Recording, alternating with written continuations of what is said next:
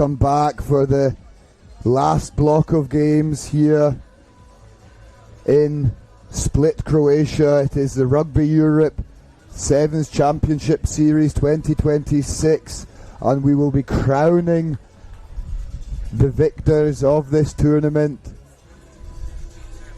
as well as the Championship Series, which is played over 2 legs. The first leg in Hamburg in Germany, and the second leg here in Split, Croatia. We've got the women's 3rd-4th playoff between Germany and Spain coming up for you as the first action on the pitch. We are just calculating all the possible outcomes depending on who wins what right now, and that combined with the results from Hamburg, as I said, because we will be crowning the European champions of Sevens Rugby here in Croatia. And we were threatened with some foul weather to end the day, and it has, as we hope, just pulled over and the skies have opened up. It's glorious sunshine here in Split, as you see the pictures on screen of the surrounding mountains. What a beautiful location with the sea on one side and the hills on the other. And as I said, we have perfect conditions for Sevens Rugby. The winds drop very slightly as well, and the sun's come out. The pitch is looking in good nick after 3 days of competition.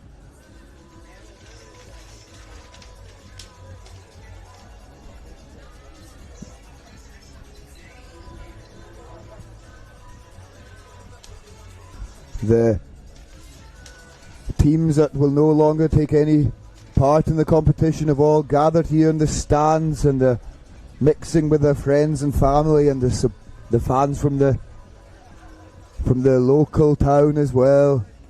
And the excitement builds for the bronze final of the women's competition. That will be taking place in just 7 minutes' time here. I'll be joined by Andy Knight once more.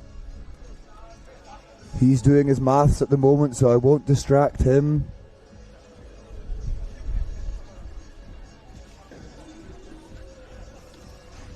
And I'll just use the opportunity once more to express our gratitude and praise for the Croatian Rugby Union. They're not participating in the event themselves, but they've hosted us all here this weekend, and the event has run very smoothly from all perspectives. So well done to everyone involved, if you were a ball kid, a volunteer, or linesman or woman, and everything in between. They've done a great job of hosting us here. We felt very welcome. The Prime Minister even dropped by to show his support for the event. So great to see Croatia engaging in rugby sevens of this quality, hosting a brilliant tournament, and we look forward to more action in the real business end, as we call it. It's the bronze final of the women's competition, followed by the bronze final of the men's competition, and then wrapping things up with the grand finals. I'm sure it won't all go as expected. There is a possibility of extra time, and here we see just 5 minutes out from the kickoff of Germany v Spain in the Stadium Park, Mladzi, Split.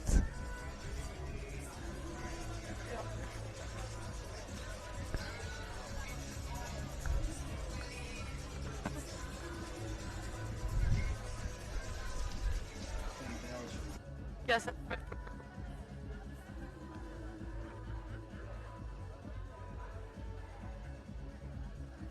And as I said, just now 4.5 minutes out for kickoff from Germany and Spain in the women's bronze final. The men's bronze final will be kicking off half an hour afterwards at 6:30 local time. The final of the grand final of the women's competition at 7 o'clock and the grand final of the men's at 7:30. They are all local times that I'm quoting.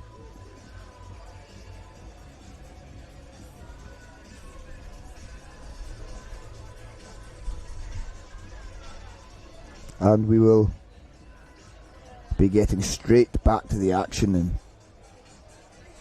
under 4 minutes time. The players gathering in the tunnel, and hugs all round for the Spanish women.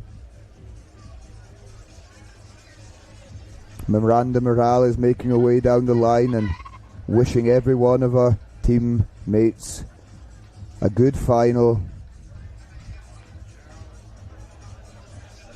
led by Captain Cantabrana Gill.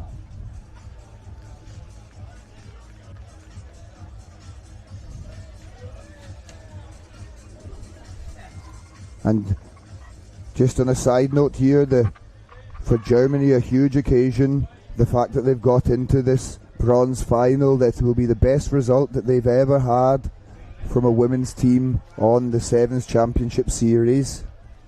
Spain have been here before, they're used to reaching these heights. But for Germany, this is uncharted territory, and they would dearly love to come away with a win and a third place to add to their fifth place in Hamburg.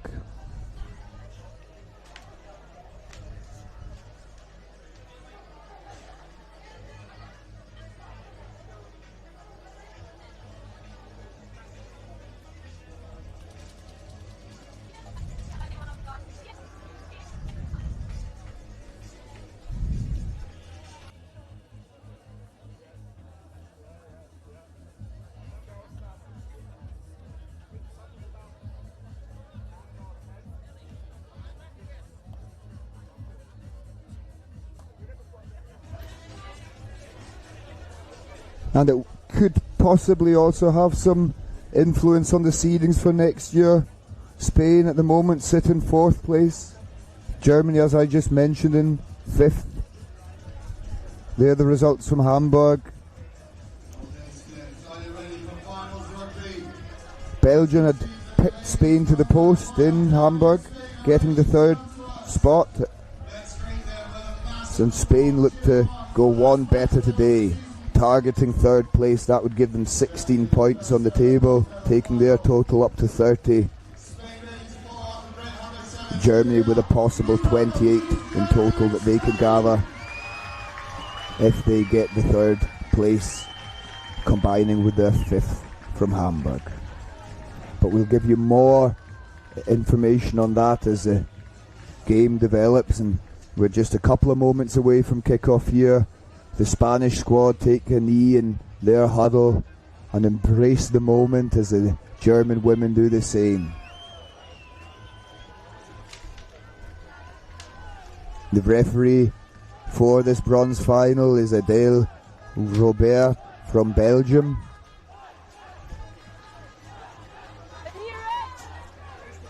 Providing her expert judgment throughout the fixture.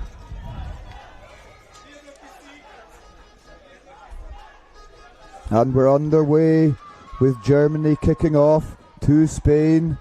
Spain taking the ball well on the 10-metre line. And they look to open the ball out to the left-hand side. A lovely little outside step and the swerve. And an energetic start also from the German defence, with Hennig applying real pressure around that breakdown.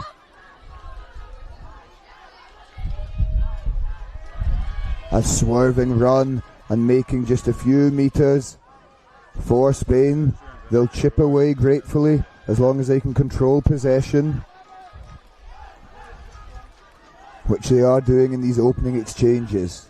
Almost a minute played and Spain in possession, and they're streaking away through Gortazar Valverde in hot pursuit at Swin of Germany, but she won't make it in time. And Gortazar Valverde gets the bronze final underway with a 5-pointer for Spain. The conversion still to come. She gives the ball to to Miranda Morales. We saw her hugging all her teammates, so a real positive woman, and she prepares to take the conversion. Yeah, great start there for Spain, wasn't it? And Gotazar Valverde going over there, showing her pace, just outstripping Laura Schwinn there of Germany. But great little build-up as well. Spain being a little bit patient there. There was a bit of a hustle there. We saw Ricky Hennig there just going in there, trying to rip that ball free, but Spain just too powerful. Meta Zimmett coming in, just too powerful for her as well. And they moved the ball the wide channels, and over the big number 7 went for the first score of the game. Yeah, and a funny strike on that ball, but it works out all right. The kickoff, it does travel 10, and it's tidied up by first Gesine Adler and then Meta Zimmett, and taken into the contact by Gruber. Germany recycling well, and the Spanish defence shoots up in the midfield, but Zimmett is alert to it and releases their number 4 Schwinn down the middle, and they recycle well to Johanna Hacker with a big fend and a leg drive. They're up to the 10-metre line of Spain now, and the Spanish defence pushing up hard. They work incredibly intensely in defence, the Spanish. And Gruber once more with a big fend, trying to stay big in the collision and drive over the halfway line. The ball just comes loose there, but it does go backwards, so no problem for Germany. Oh, on this occasion it does go forward. But we go back to the original knock-on. Little consultation between assistant referee and referee. Yeah, we're already seeing a change here. Looks like Spain are going to make a change. There must be an injury there of some sort, but as Steffi Gruber went into contact there, it looked as if one of the Spanish players stuck her arm in there, just knocked the ball down, which is why it's going to be a Germany put-in on this occasion. I think the Spaniards were thinking it was their ball, but not to be. So Germany put in on the halfway line, big open space to run in. Let's see if they can open the legs and sprint halfway down the field. Yes, Serrano Garcia, the player being substituted onto the park for Spain, wearing the number 9, and it is Spanish ball, so a little bit of confusion there, but Spain will come away with this scrum. It was a little knock-on the deck in the collision, and Spain come away well off the base of that scrum. A little pass over the head of the German defender as they move the ball into the wide channels. Gortazar Valverde opening up down the right-hand side. And it's another try for Spain. Not quite getting under the posts, but making those extra meters and making the conversion that little bit easier for Miranda Morales to add the extras. Yeah, we're seeing the power down that outside channel this time from Gortazar Valverde. She has certainly got some pace and power. Interesting to see if she keeps it up for the whole game or if they give her a little rest, but that's obviously a tactic of the coaching team there in Spain, is to get the ball in her hands and let her have a free flow and a free go. Yeah, and she shed the scrum cap for this bronze final, wearing a headband now, a bandage, so she's probably had a knock at some point, maybe a little wound there, an open wound somewhere, but she's in fine fettle nonetheless and scoring tries for fun. Germany take the ball in their own 22. Meta Zimmett wide right. Just looks to hit it up and give her support the chance to approach and secure that ruck. Schwinn once more with a hard line, and it is a good jackal. This time from Serrano Garcia. That's the player that was substituted onto the park. Gortazar Valverde moving the ball nicely wide now onto the left, and just hitting it up in the German 22. Patient build up here from Spain. Slight inaccuracy with some of the passes here, but Spain in full control of possession in these opening exchanges. They have a 12-point lead, 5 minutes played, and ball in hand.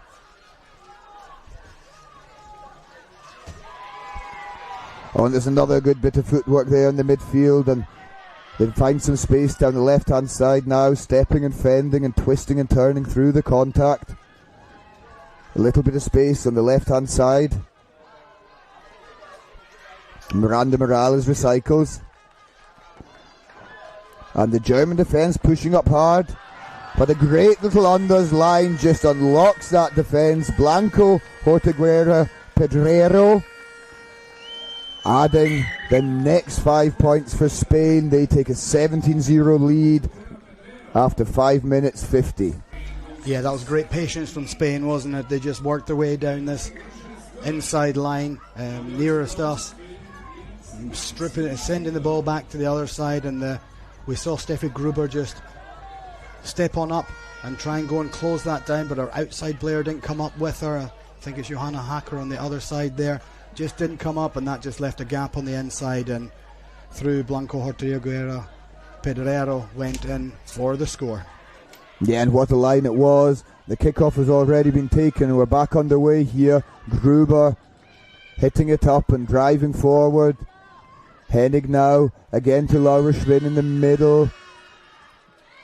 She gets a nice little offload away to Hennig, who releases Johanna Hacker on the outside. She cuts back inside. Gets the offload to Laura Schwinn, but she comes under immense pressure. Germany recycling well, and back to their try-scoring machine, Meted Simat, who plays a nice little scissors with Gruber. Spain attempt to intercept, but it goes backwards, and they get a jackal in on the second ruck.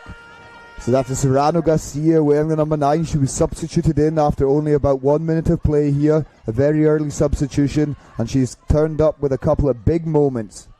Yeah, we're just seeing the power of the Spanish defence there, never mind their attack. We know what they can do in attack, but on this occasion their defence is much stronger. They're quicker to that breakdown there. They managed to rip the ball out of the hands there of Gruber and Zimat, who had taken it in, and then managed to seal the ball off so they will get the scrum in the 50-metre channel. Ball's getting popped in by Blanco Hortiguero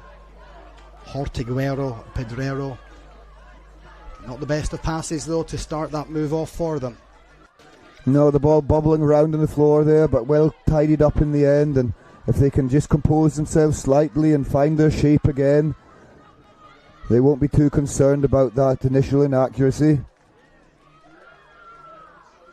Fantastic rucking from the Spanish attacking players, and there seem to be hands in the ruck there from Johanna Hacker. The referee agrees with all her experience. She's not going to miss out on that. It will be a Spanish penalty, and they get the ball off the park to go into half time after over 8 minutes of play in the first half, and a 19-point lead for Spain. Yeah, initially good play there from Laura Schwinn just to make the tackle, make the Spanish go for it, but then unfortunately Hacker just stuck her hands in over the top and wouldn't release it. However, Spain decide to get the ball off the park, go into half time comfortably 19-0 up, in control of this game at the moment.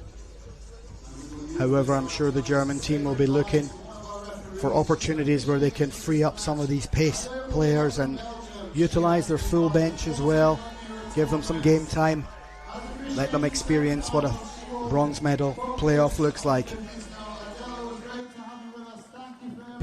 Yeah, and a terrific first half for Spain. I don't think we saw the ball in their own half for more than 30 seconds or so. The Germans did enter, but the Spain getting right back up into the German half, scoring 3 tries of their own. So the control is on the Spanish side. If they can just keep things going in a similar vein, they will be home and dry for that third place.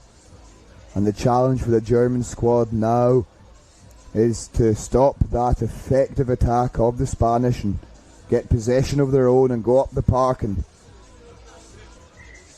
turn possession into points.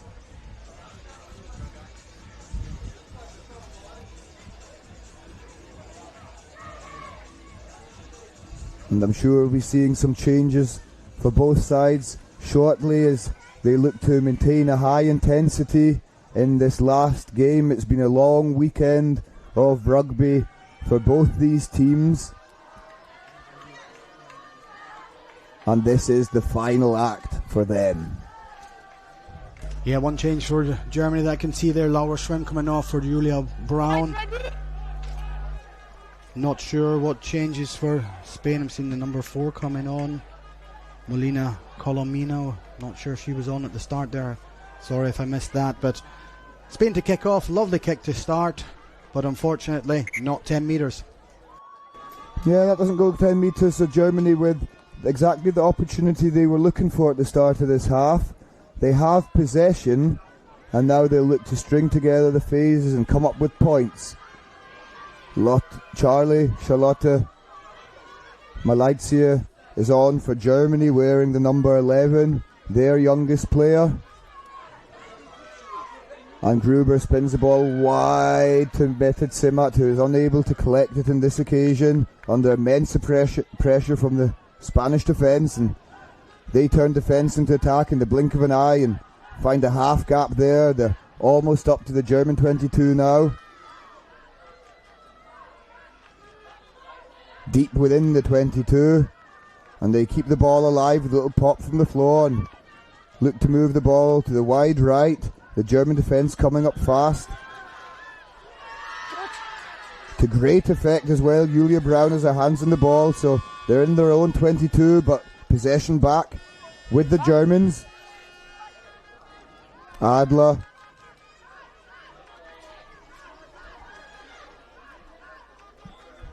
That was Gruber hitting it up, and back down this left-hand side through Julia Brown.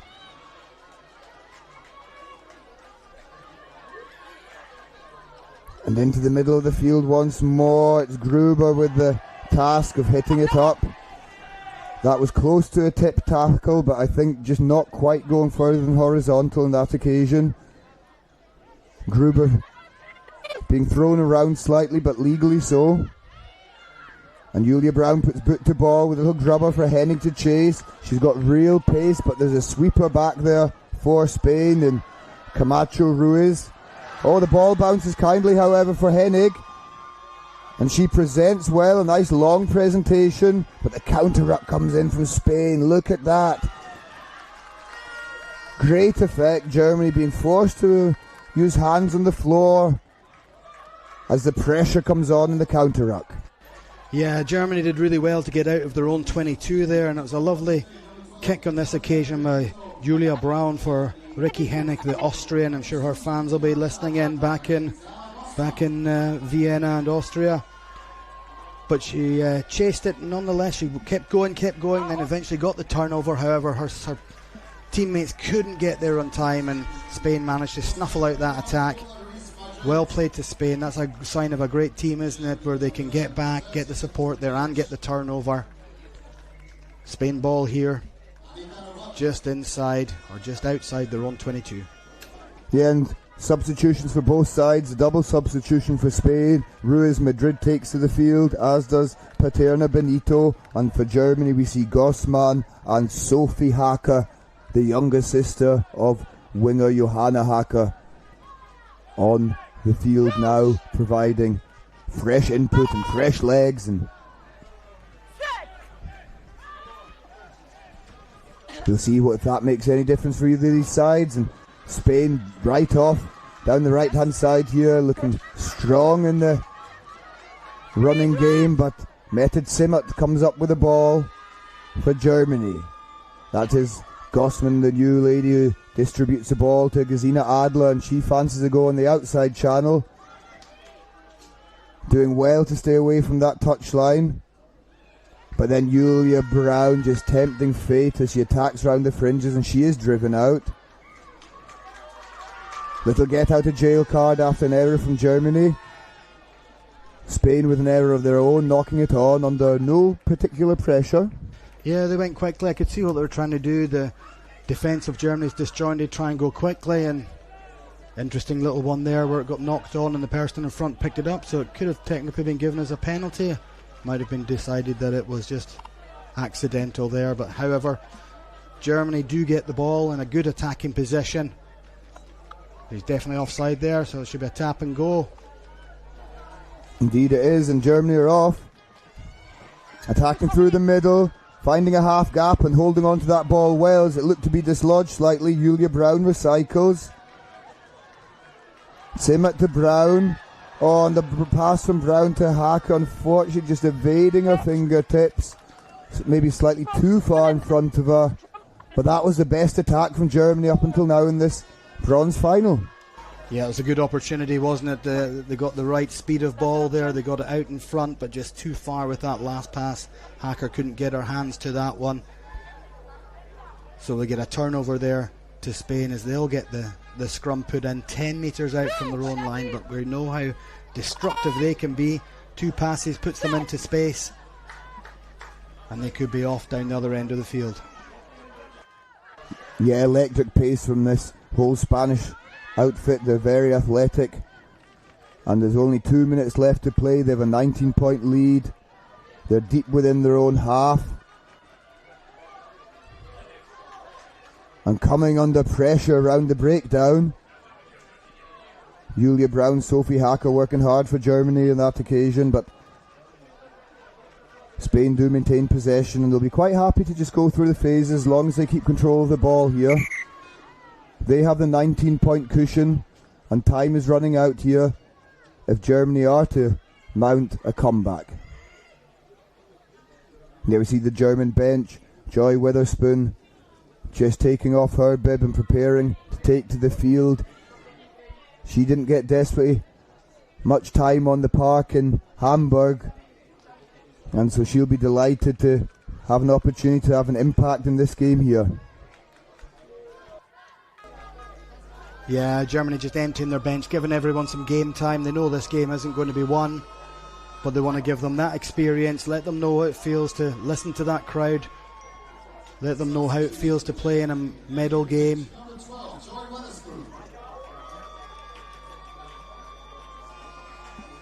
As we see the lineup coming in from Spain. Oh, it's been won by Germany. Novotny getting her hands on it. Ball secured. Let's get it out of there. Move it into the wide channels. Just a little bit untidy at the moment. Yeah, the ball bobbling around and bouncing along the ground there, but it did sit up kindly in the end for Julia Brown.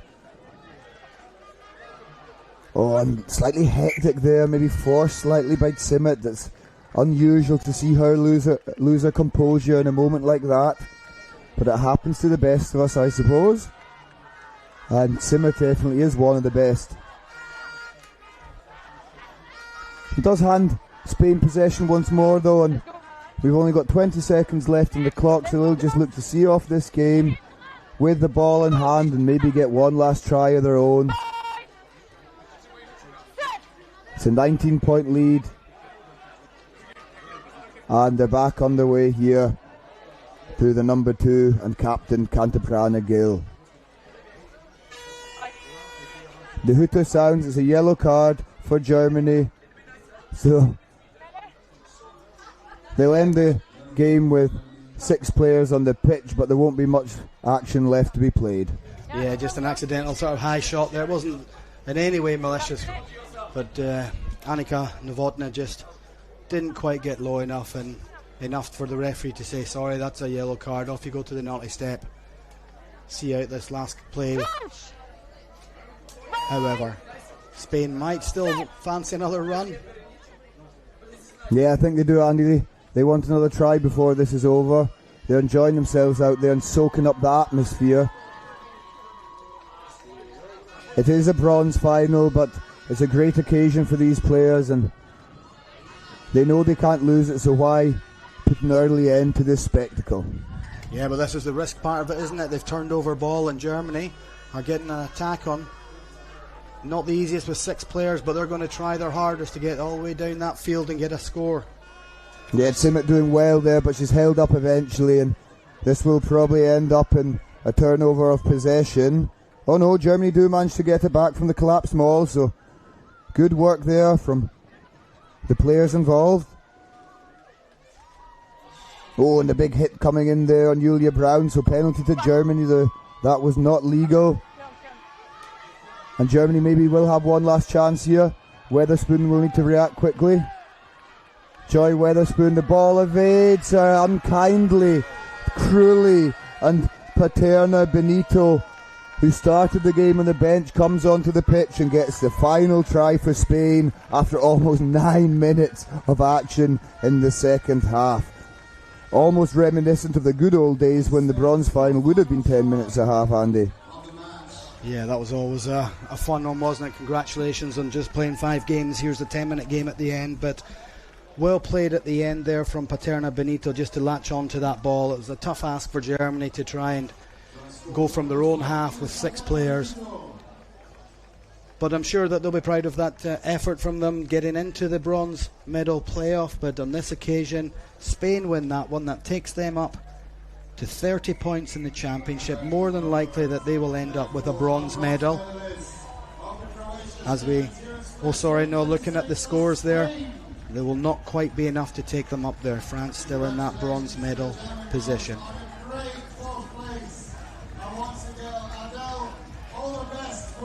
Yeah, we'll make sure to update those numbers for you. But one thing is for sure, Spain get the bronze medal in split.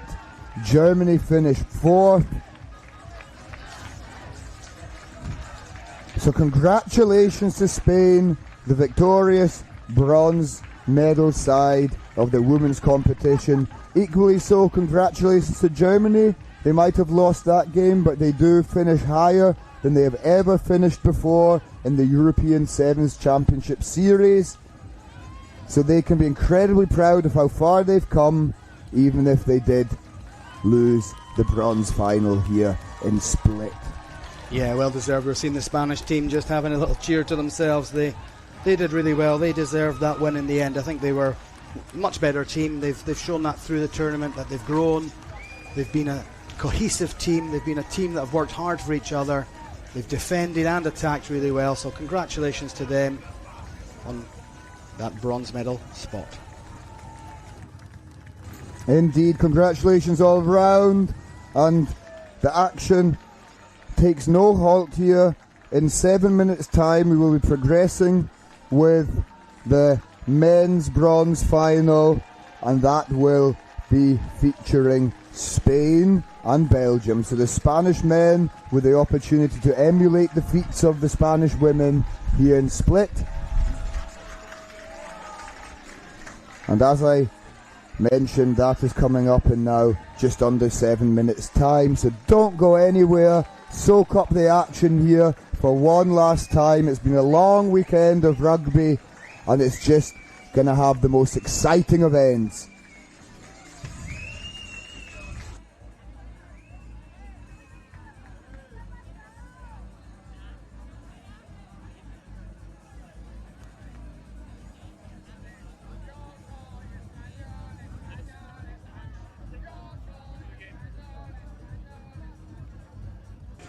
Lovely scenes here of the victorious third place bronze medal winning team. They have a podium finish here in Split, and the fans enjoying it too. A perfect opportunity to get some photos. A lot of the players with friends and family here this weekend, and there's hugs all round, delight from the relatives. Immense pride, obviously, for these young women who have sacrificed so much to progress their sporting careers.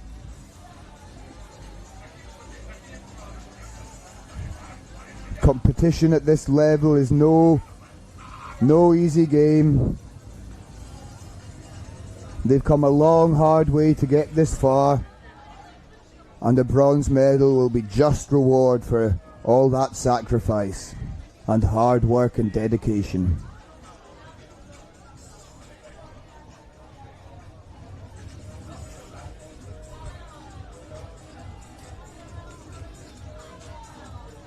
And looking forward then to the bronze final between Spain and Belgium.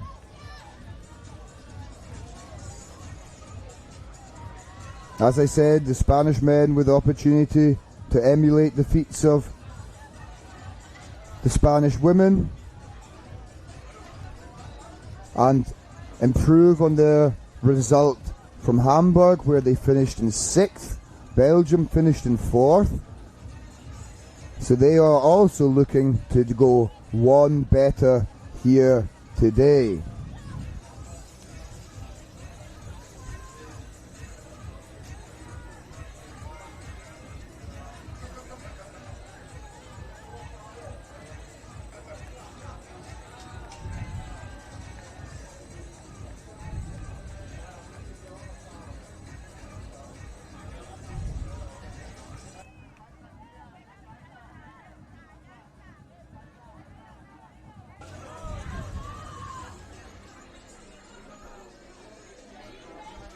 4 minutes away from kickoff now, and the players just doing their final preparation here. They're still hidden from view from the fans, but they're about to take to the field, and there'll be a hot battle, I am sure. The clouds are returning slowly here, so the sun not quite as strong now, and I'm sure that'll suit the players just fine.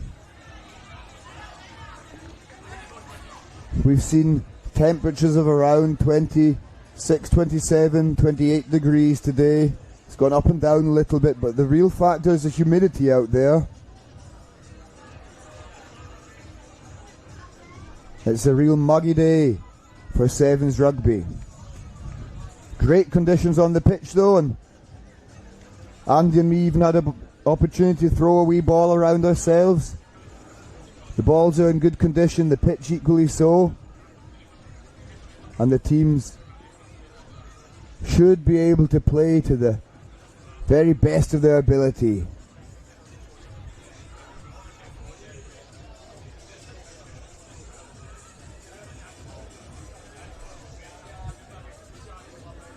That is the Spanish men's team wearing their white alternate kit.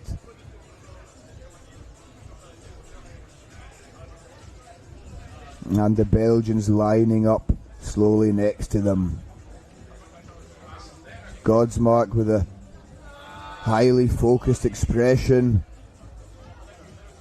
and we see that reflected in the rest of his team, led out by captain, speedster and try-scoring machine Gaspard Lally. The Spanish captain Romero Basco will lead out his team in just a moment's time. There we see that squad of Spain. I just mentioned the captain Romero Basco, but it's a team full of quality. Canepa Mendo was on fine form yesterday, getting 4 tries in one game. So watch out for him and the threat he poses on the defences. And the opposing Belgian squad, I mentioned their captain Gaspard Lally, I mentioned Godsmark. They're full of quality. Vincent Hart has been kicking incredibly well. He wears the number 11, and he's just been absolutely terrific with the boot.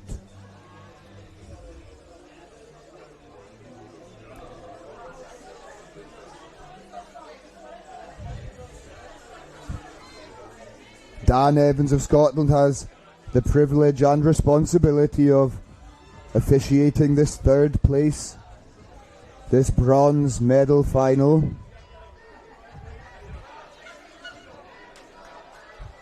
And he will be keeping his watchful eye on the proceedings and making sure everything is carried out by the letter of the law. We're underway. A short kickoff, slapped back by the Spanish number 1.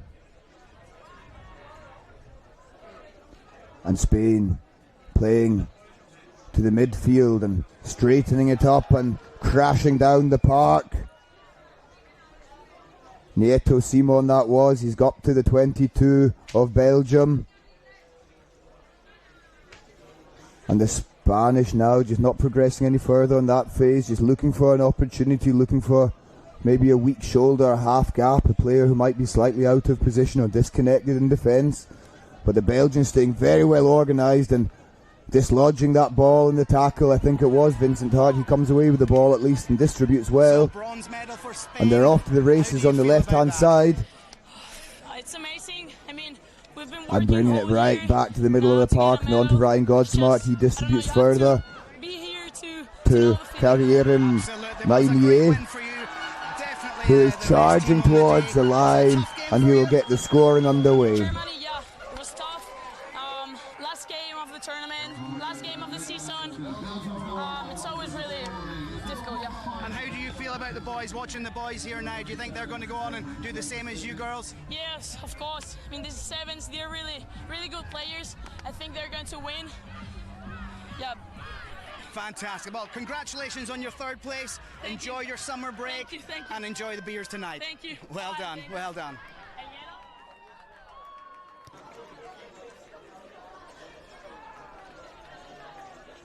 The try was good, but the conversion just slides past the right hand upright. So a brilliant start from Belgium. It's a 5-point lead after 2 minutes played, and they'll be delighted with that. And it'll be hard to hang up a high kick, I'm sure. He does indeed. It's contestable. Gaspard Lally rises, slaps back, and Marini gathers and swerves into a gap that just opens up. Knepo Mendo with the good tackle, recovering for maybe his slight positioning error, but Belgium deep in the 22 now,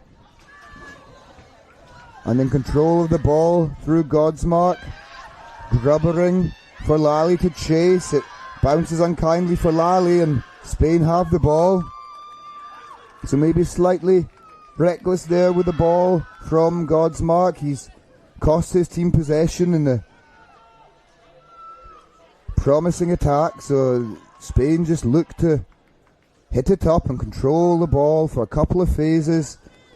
They'll be looking to break free as soon as they see an opportunity, but this Belgian defence staying very well organised, and Gaspard Lally, the captain, leading by example as Marini pulls off a great tackle. He's straight onto the ball to Jackal and win back possession. So Belgium will be absolutely delighted. They've got 3 minutes 20 on the clock, a 5-point lead, and they just regained possession in the Spanish 22. As we see Lally taking a knee and getting some treatment. Yeah, strong start to the game, isn't it? Both teams really up for it. Working hard, and here we have Belgium inside the Spanish 22. 5-0 up at the moment. I've just done that interview with the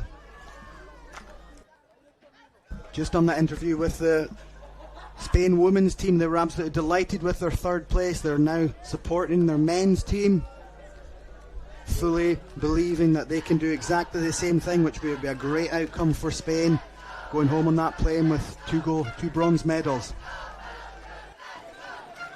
Yeah, that's a goal for sure, and it's anyone's game still at 5-0. But Belgium in a commanding position. They'll look to build the lead. Now they're awarded a penalty, and straight over the line with a strong run. He gets very close to the dead ball line, but does get the grounding in well. That was Berger for Belgium.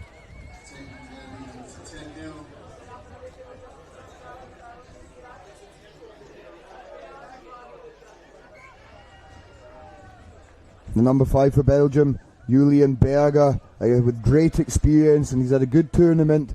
Not always one for the flashy plays. He might not score as many tries as the guys like Gaspard Lally, but he gets through a huge amount of work, and he'll delight his coaches with that effort. It's another misconversion.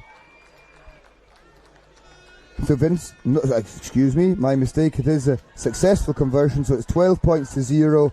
And Vincent Hart hangs up another beautiful high kick-off.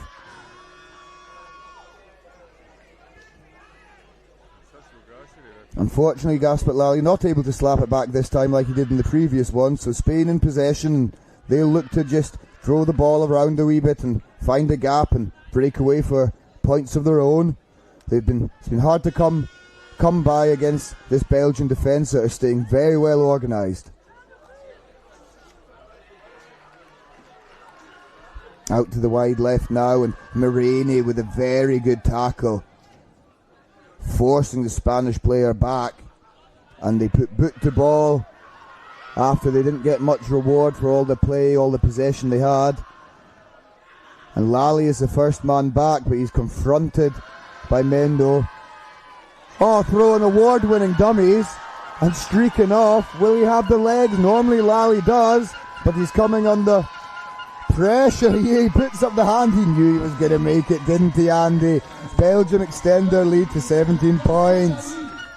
Yeah, that's really cheeky, but there he's on the ground just now, just waving to the bench saying, get me out of here. I've just run back 60 metres and I've just run forwards another 70 metres.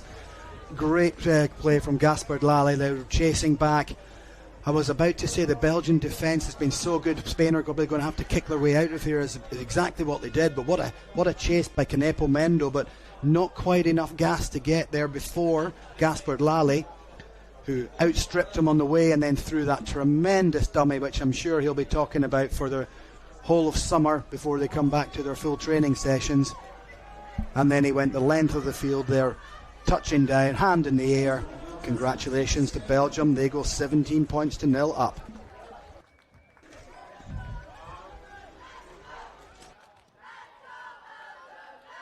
They do indeed, and it's a commanding performance. 30 seconds left to be played, and it's another beautiful hanging kick-off.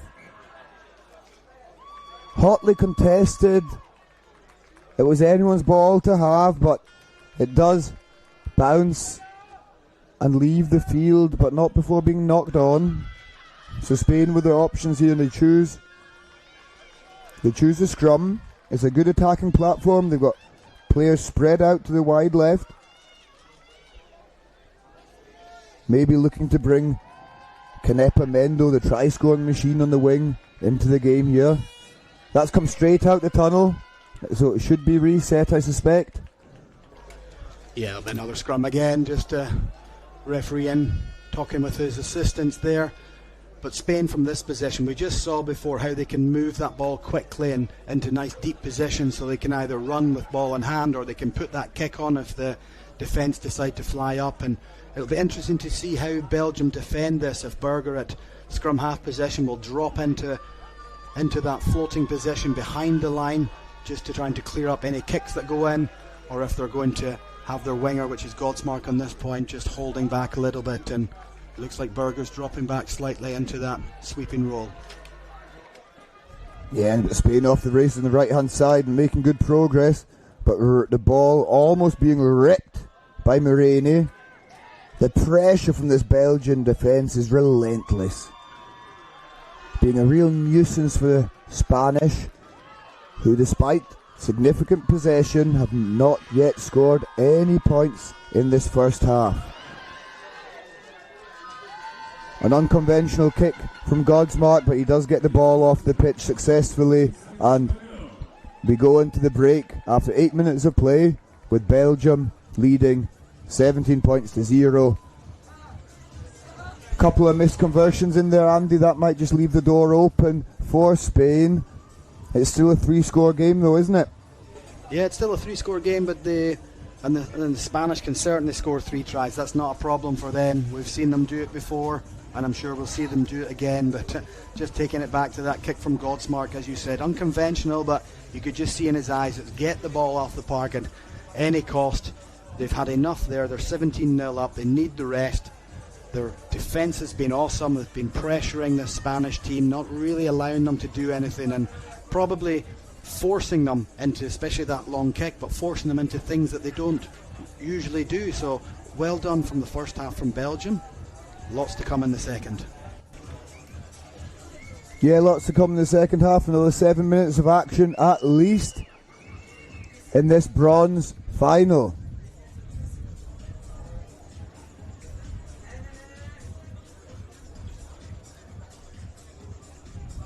There we see Berger mentioned his experience earlier, and he's being very vocal in this huddle, providing pearls of wisdom and advice for his younger compatriots.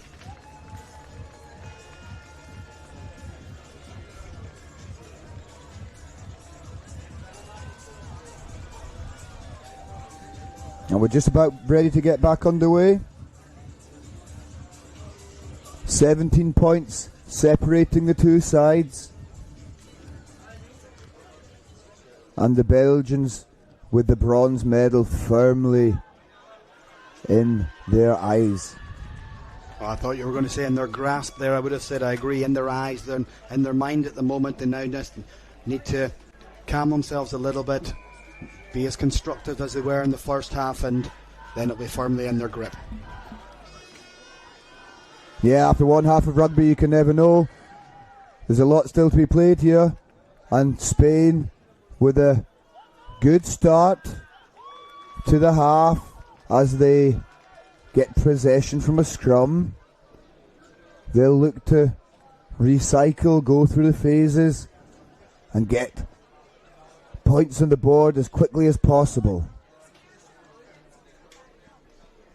We always talk about how quickly a game of sevens rugby can change, but the halves are short. 7 minutes can disappear very quickly as well. Canepo Mendo on the outside channel, opening up his legs, dancing inside Godsmark, but Godsmark is up to the challenge and drags him down.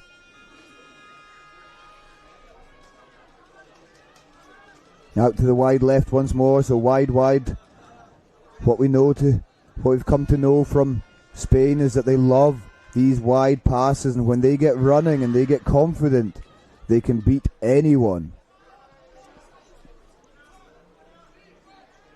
A nice miss pass. And they're over the 10-metre line now. That's a lovely little play here, almost unlocking the Belgian defence, but they get back well. And Godsmark diving over that ruck to attack the scrum half. He'll be carded here, I think. That cynical play to break down the Spanish attack. And it'll be 2 minutes on the sidelines for him. Yeah, I can see what he's thinking there, that the scrum half had actually picked the ball up, and once he's picked it up, you're allowed to play him. But the referee obviously saying that he was playing the scrum half before he'd picked the ball up. So he'll be disappointed in that, and we also need to be careful not to mix up the follically challenged men of Muric and Godsmark. It's definitely Godsmark that's on the bench on this occasion on the naughty step. That was Godsmark quite clearly. And Nareni making his physicality felt there as well. That's Muric, the unmistakably wide shoulders. Oh, and great work. That's Berger hustling around the breakdown and coming up with the ball. They clear their lines with the boot. I think that's Vincent Hart streaking away after it, providing a great chase here, and immense pressure. It is. He's up to his feet quickly. He wants the jackal. He tackles once more. What an effort from him. Muric pressurising that breakdown, but Spain come away with the ball. It's the number 3, Perez Sevilla, moving the ball out wide.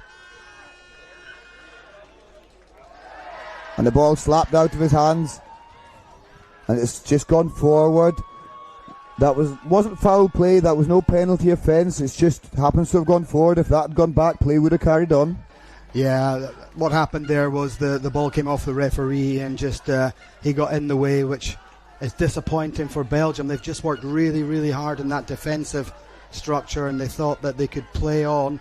However, if the ball does touch the referee, by letter of the law, it has to come back to the team that played the ball last, and that was Spain. So Spain will get the put in at the scrum here, as we see a few changes, which I was about to say. I'll be expecting some changes after the amount of hard work they've just had to do with 6 men. Eagle eyes there, Andy. I missed that, so thanks for the explanation. I'm sure the fans back home appreciate it too. Spanish scrum. And they're off. Still looking to get their first points of the bronze final. That looked to have been a good contest, but Berger with his hands on the floor first, and they move the ball to the wide left.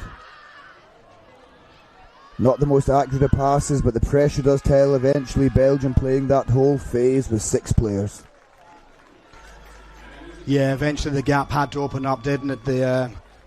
However, Belgium have managed to force the Spanish team out into the wide channels. As we see the kick going, doesn't quite clear. That's been some really strong defence there from Belgium. I'm very impressed with the tenacity there of the whole team. They're working hard, working for each other. They're counter-rucking as much as possible, not letting the Spanish team settle. So a little bit more of that over the next 3.5 minutes will see them good, but Spain are back in again with 1 score, with kickoff just come. And they retain possession from their own kickoff. but it's not travel 10. That's what I thought, but initially it was allowed to play on. The linesman spotted it, and he's communicated very well with the referee.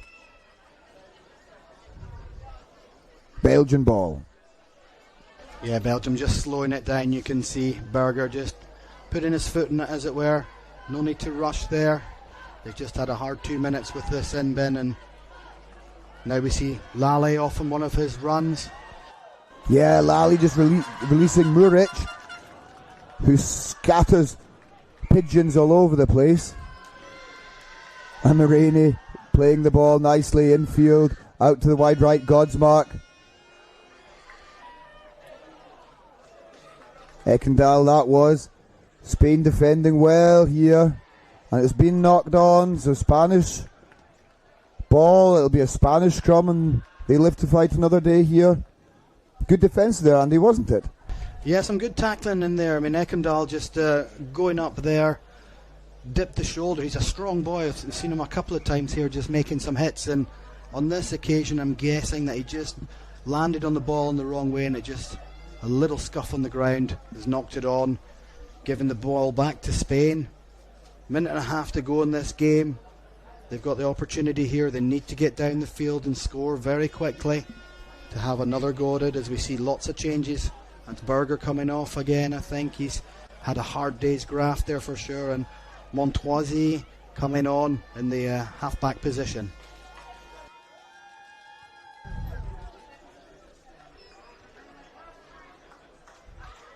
One minute 20 left of the second half. Spain will need to find an answer right now if they are to come back in this bronze final.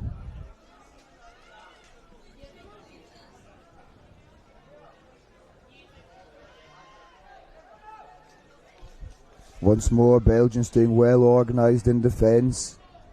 No panic, just hard work, staying connected. There's a nice little offload. Godsmark recovered well though. And Spain once more moving the ball to the left. And they seem to find some space there. They just got a little bit too close to the touchline as the captain Romero Basco really took the game to the Belgians. Yeah, he tried to have a little dance down the outside there, but Belgium were having none of it, and it's just a simple push into touch. He was that close to the sideline there, and that gives the ball back to Belgium, and I'm sure they'll close the game out from here. Yeah, only 30 seconds left to do so, and the line out works well, so they've recovered from that period down to 6 players, and Gaspard Lally having one last run. He's returned to the field. Belgium moving the ball nicely. There's a penalty here. It must be an offside, judging by the position of the referee. It is indeed. Yeah, they're just going to slow it down here, and this is going to be a tap in the hand. We're going to either see the ball get booted over the other side of the field. Oh, they're feeling like they can get another score. Oh, Lally, Captain Lally, I think on this side is saying, what are you doing? I think at this time of the proceedings, when you've won the game, you just want to tap it and get it off the field. So I have a feeling that this will be put into the scrum and then kicked off if they listen to their captain. Yeah, I mean, it's all a little bit matter of mentality, isn't it? It's purely academical because the points difference of 12 between the two teams, making it unassailable now for Spain. So if Belgium do fancy another bite at the cherry, another crack at things, why not? If that's their culture, if that's their mentality, all power to them. I would be doing the same as you, Andy. I'd be getting off the park. His teammates are telling him to. And eventually Ruddock does accept the sensible thing and just punts it off. Well done to Belgium. Congratulations, winning the bronze medal in Split. That's an upgrade to their 4th place in Hamburg. And we'll just calculate the points for the total standings and let you know that after the finals at least. But Belgium finishing 3rd here and Spain 4th. What do you make of the proceedings, Andy? Yeah, I thought it was a really good, a deserved win from Belgium there. They worked hard. Their defence was immense, and then especially Gaspard Lally running that length there to to get back, support his team, and then go the length again to score. Absolutely fantastic. But the whole team there, for me, were excellent in defence. That was really what won them. And it was nice to see them. Their passing got a lot better as the tournament went on. Well-deserved third place, and they have every opportunity now to be third in the tournament, win a bronze medal on the overall tournament as well.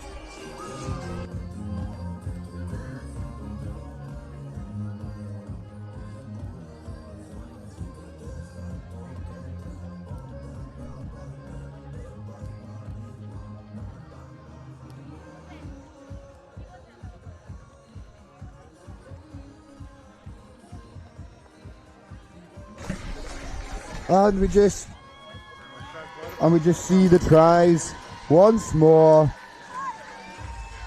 from the bronze final. Belgium sealing the deal magnificently.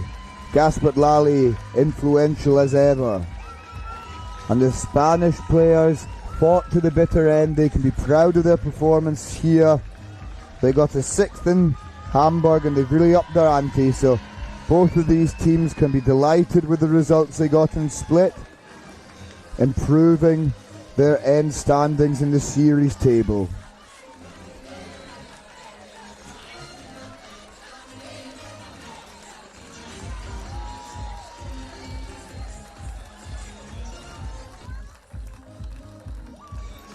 And the players approach their friends, families, and the ladies team of the same nation, getting congratulations and showing their appreciation for the support. Beautiful scenes here in Split.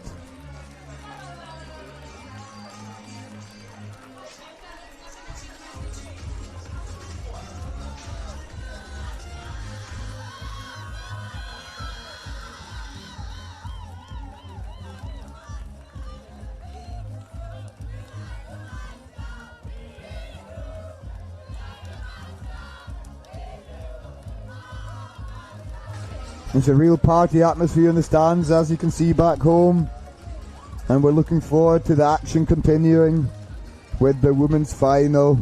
That'll be coming up in around about 6.5 minutes time, so don't go anywhere. You've maybe just got time to nip to the kitchen and grab a snack, but nothing more. Don't miss this. It's going to be Ireland against Poland, a much improved Irish setup. They were disappointed with their 6th place in Hamburg, and they look to improve on that today. Poland, they were finalists in Hamburg, so they have a point to prove after finishing 2nd there. They look very impressive, very physical, and their athletic prowess is evident throughout this weekend. So Poland looking to turn the screw, improve their result, and Ireland, they've already done so, but they want to go one step further and win this. 26 degrees, it's a nice cool breeze in the background as well. All feels very pleasant here, perfect sevens rugby conditions. The breeze may be slightly stiff, that could be problematic for a couple of kicks, as we've seen in the last game in the bronze final of the men. Vincent Hart is normally so consistent with the boot, he was struggling. Very unusual, so that can only be down to the wind. And our volunteers from the local clubs and Croatian Rugby Union bringing the flags of the finalists onto the pitch. We will of course have the national anthems before the game gets underway.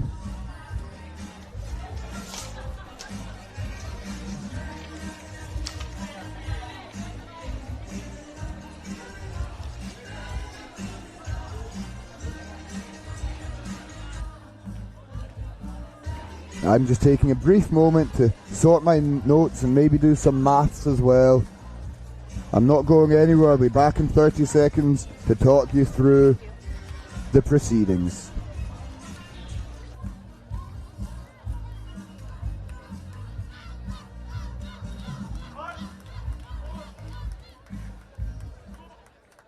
And here they are, ladies And hot off the press, Belgium do win the medal for the series. I said to you at the start of this tournament, you'd end up in third place. Would you believe me? Well, to be fair, yes, I would. Because I did believe in the team and all the good players we've got. I've just joined them and they're great. There's great players like Ryan, Gas, Toko, Sam. I can name it, all of them. So, but we even wanted more. And we're still hungry to get more. That's great to hear. There's hunger in that team. There's a youthful team as well. So you will stay together for a bit longer and you'll go...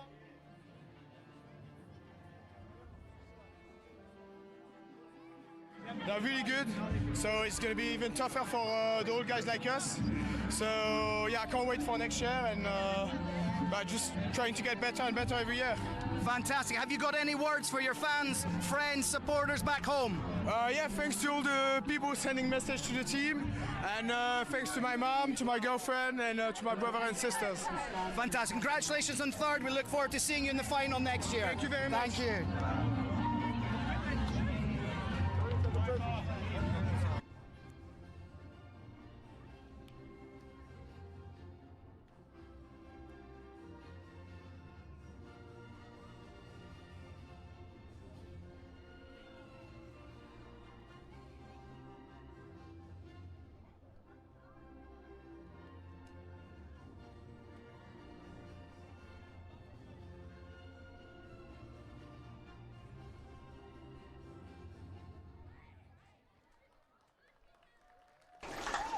That was the Polish national anthem, and we will proceed now with Ireland's call.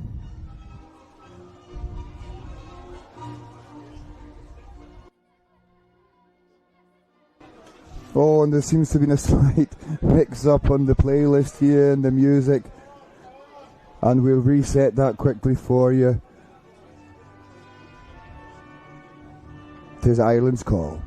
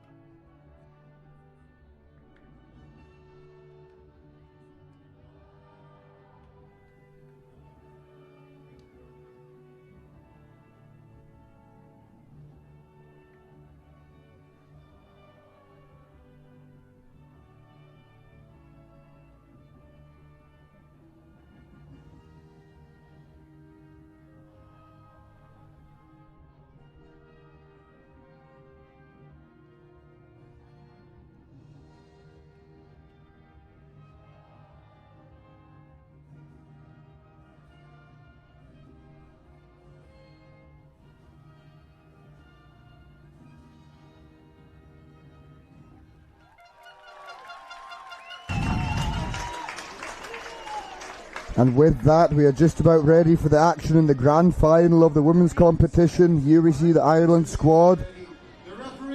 Much improved for this weekend. Some big names in that lineup. Watch out for Evie Higgins, number 10, who's just had a terrific tournament. We see Mary Pringle of Scotland ready to officiate this game. And the Polish squad, a big shout out to their stars and also their hard workers. Martina Wardazka, number 14, she gets through a barrel load of work, doesn't score many tries, but without that, this Polish team would not be reaching the heights that they are. So watch out for number 14 as she prepares in the lifting pod as well. It's not all about the try scorers, it's the hard workers, and we're off with the final act of the women's competition in the Rugby Europe Sevens Championship Series 2026. Klitschowska with a powerful contact in the middle of the field, taking it to Ireland, and Ireland up for the challenge, and they turn over the ball with the penalty.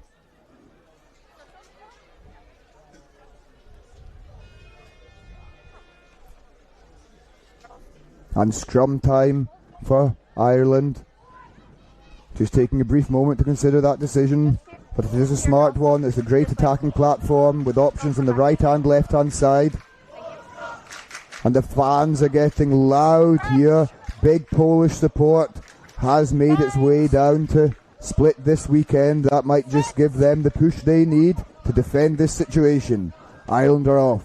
Higgins Higgins with a twist in the turn and coming very close, getting up to the 5 metres now. Powering on, that was Robin O'Connor wearing the number 7. And Kathy Baker coming very close as well. She'll have to release that, she can't stretch again. Fitzpatrick distributes. Once more, Connor with the ball and back to Fitzpatrick. Fitzpatrick finds a gap, rounding the defender, and she's in under the posts. So a dream start after 1.5 minutes for Ireland. They get the scoring off and underway. Higgins will look to convert.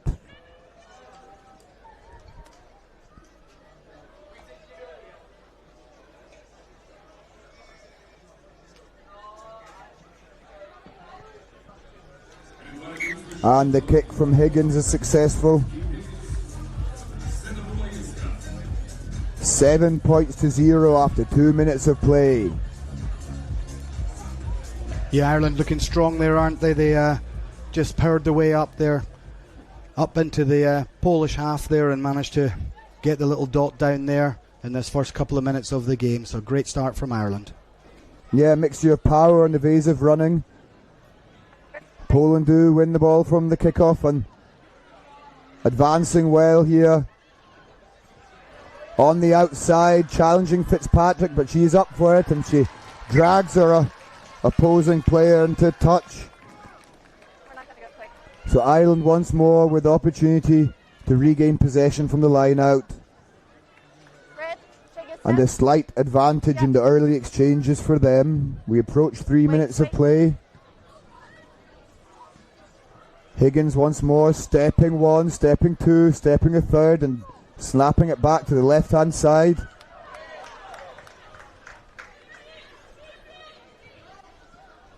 And they distribute once more, looking for an opportunity on the right, in the middle of the park, stepping back. The Polish defence holding strong.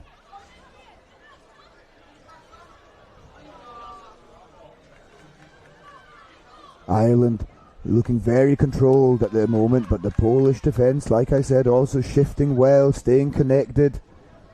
Barring that first try, they've not had many weak links. That tackle looked to have just strayed slightly high, no malice I don't think, but Sylwia Witkowska is sent to the naughty step, and she'll spend 2 minutes on the sidelines. That'll break her heart to have to watch for 2 minutes of the grand final. Yeah, again, that's the power of Ireland there, isn't it? They've just been relentless there, just hitting up, and eventually the mistake came there from Witkowska, where she just slipped up a little bit. As you said, not great intent by any means, but however, she did need to get down there. But they wanted to stop that Ireland attack however they could, and this time it was illegal, and quite rightly she's been sent to the sin bin for 2 minutes. And Ireland are off once more, unfortunately. That ball not sticking for Higgins. So Poland now maybe with the first real opportunity to string together some phases and stamp a little bit of authority on the contest with some possession. In sevens rugby, that's really what you look to do, control the ball, Andy. Am I right?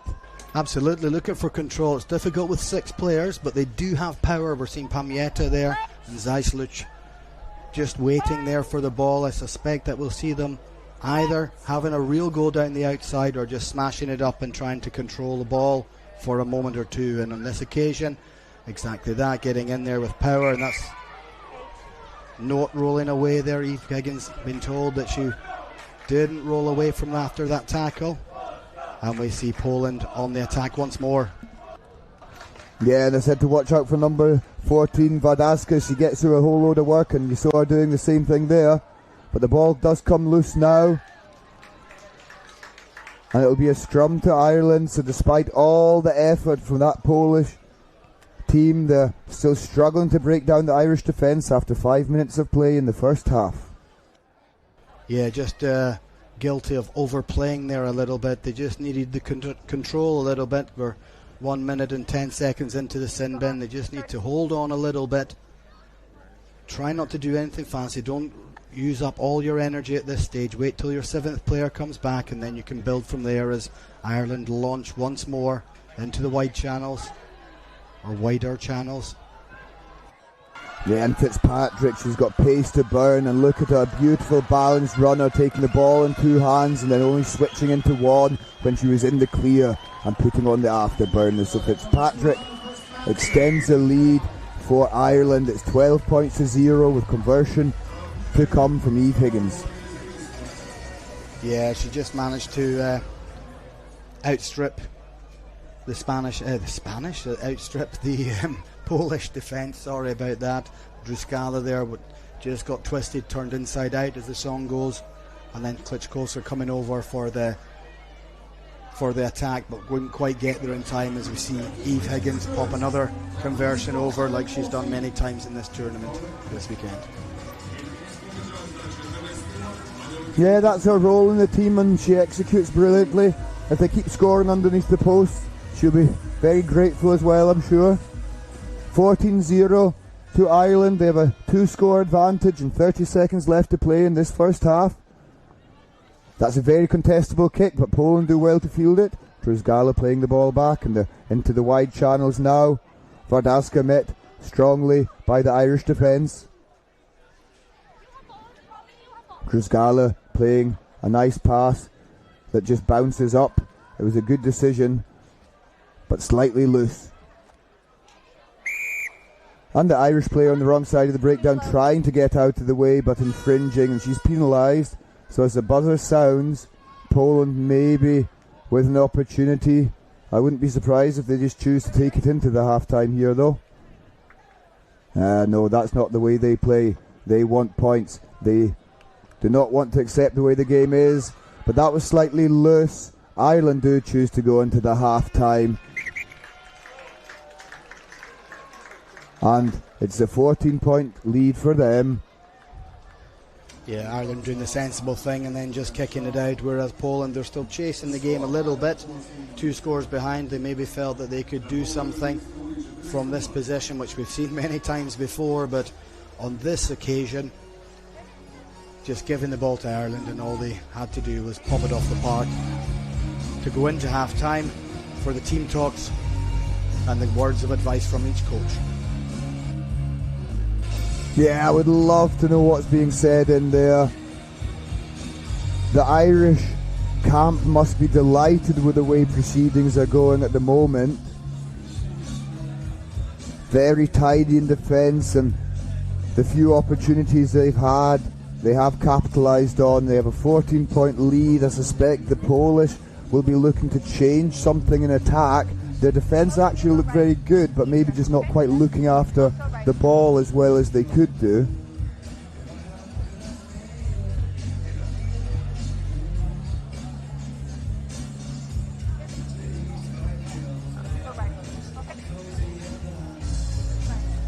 This is the grand final of the women's competition. It's the last act, the final act of the Sevens Championship Series 2026 for both of these teams, and there's no bigger stage in Europe. Who will be crowned European champions for this season? We will know all of that in 7 minutes' time.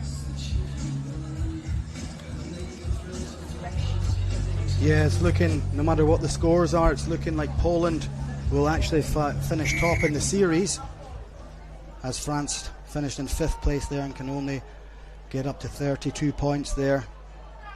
And I don't think anyone else can catch Poland, because Ireland in the final here, they only made 6th place in Hamburg, which means if they win this, they will get 30 points on the top. So Poland should win the championship.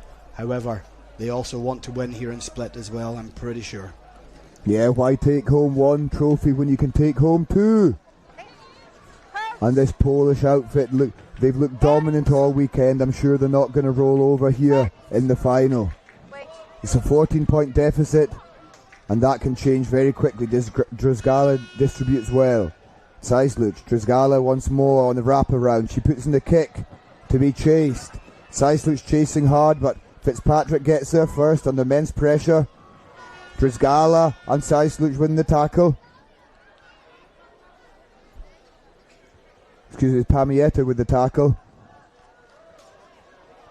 And Ireland just hitting it up hard, going route one before they come back to the short side. Tidy work and good footwork there. Streaking forward, it was Captain Megan Burns with the footwork and Fitzpatrick now with the ball in hand, and they distribute once more. There's heaps of space on the right hand side. McInerney gets the ball in the space and she's tearing off towards the line, stretching her legs. We've seen her do a lot of good work this weekend, but I don't think we've seen her motor that fast. Yeah, that was fantastic play. If we take it right back to the start there, and Fitzpatrick, she was being hunted down by Pamieta and for Zoisluch as well. The two of them hunting her, and she managed to sidestep her way out a little bit, get a couple of meters forward, hold the ball up for a second for her teammates to get back, and they managed to go from there. And as they went further forward, they just moved the ball into the open spaces where Poland couldn't quite get back to make the tackles. And McInerney just going in there, and once again, it was a good direction there from Eve Higgins, but unfortunately just short. But that will take Ireland up to 19 points to 0 in this Women's Cup final. Yeah, and Poland bringing the changes there. Zawadzka takes to the field and Witkowska has a seat. So fresh legs on the park for Poland. It's a 19-point deficit with 3 minutes of the second half played, 4 minutes remaining. Eve Higgins with a good kick, finding grass. And it bounces horribly for the Polish team, and gratefully for Ireland.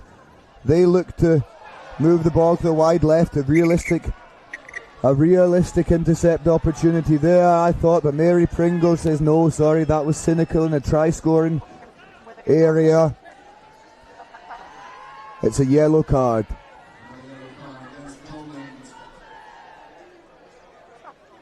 Here we see the replay of the incident. They're going for the long pass, and the Polish number 6, Pasczyk, just misjudging that slightly. I thought she had every right to go for it, but she'll spend 2 minutes on the sideline now. So Poland suffering twice from yellow cards in the grand final, and that must hurt.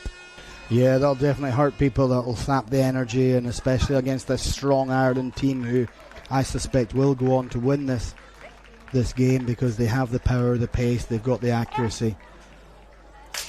High risk, high reward there. She went for it, but unfortunately not quite good enough to get her hands on it. As we see Eve Higgins breaking down the right side. Huge open spaces with that one player advantage that they have. Disadvantage for Poland. And she gets herself round under the post for a little dot down of her own. Yeah, and what a tournament she has had. Eve Higgins, ever present in this Irish team. She often the playmaker involved in creating opportunities. In this incident, we see her finishing off the try, and she'll take on the kicking responsibilities as well. Yeah, she's been pretty immense throughout the tournament, hasn't she? Just controlling things, the main kicker for this Irish team. And on this occasion, getting herself a couple of extra points through a try. But she has controlled this team, put them in the right positions the whole way through the tournament. As we see her with one more kick-off, she gets some great height in this, I'm sure.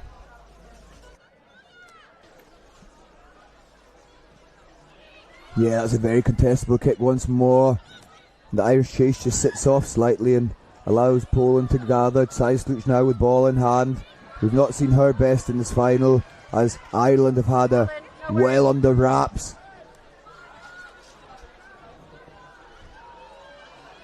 Kluczowska running laterally with great determination. She seems to have decided she wants to take on the whole of Ireland herself, and she's charging away from Faith Abriola, and she does get the try for Poland.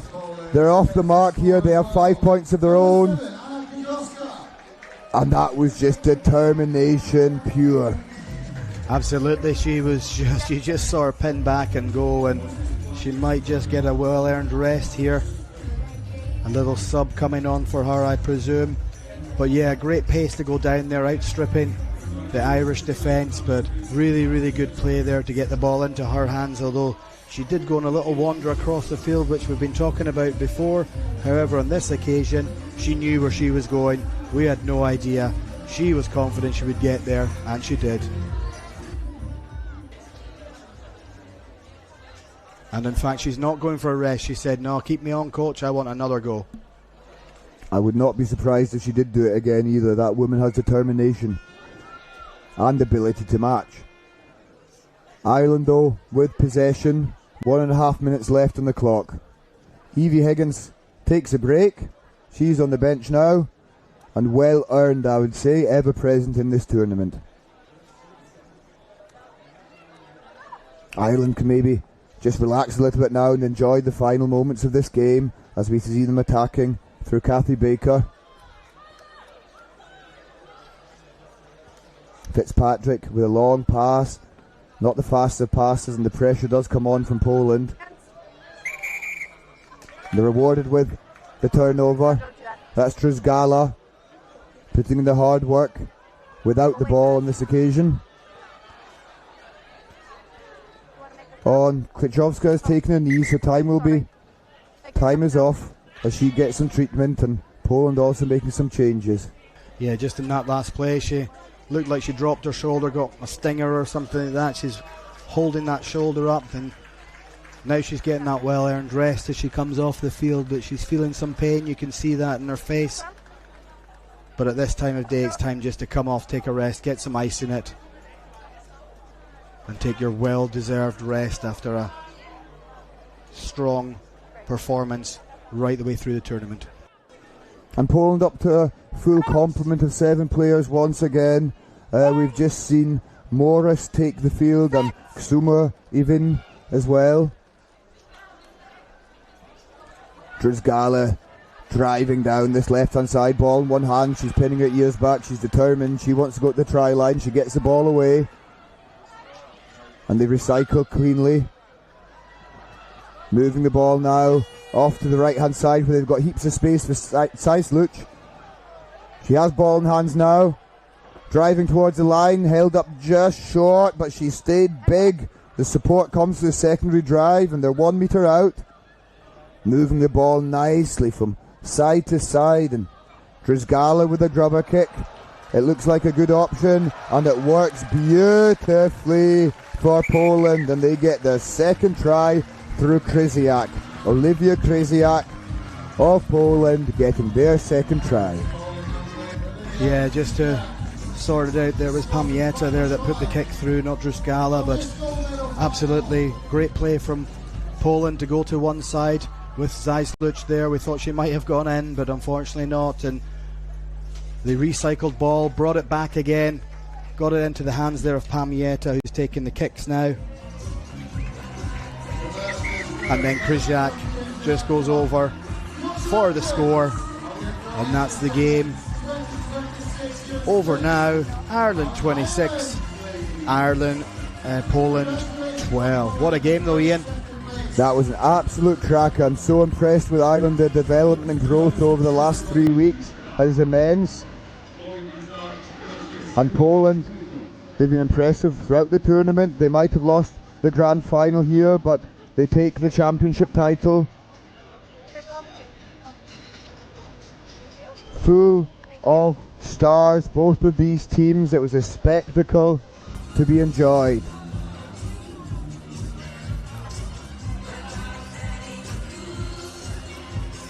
As we see the players congratulating each other,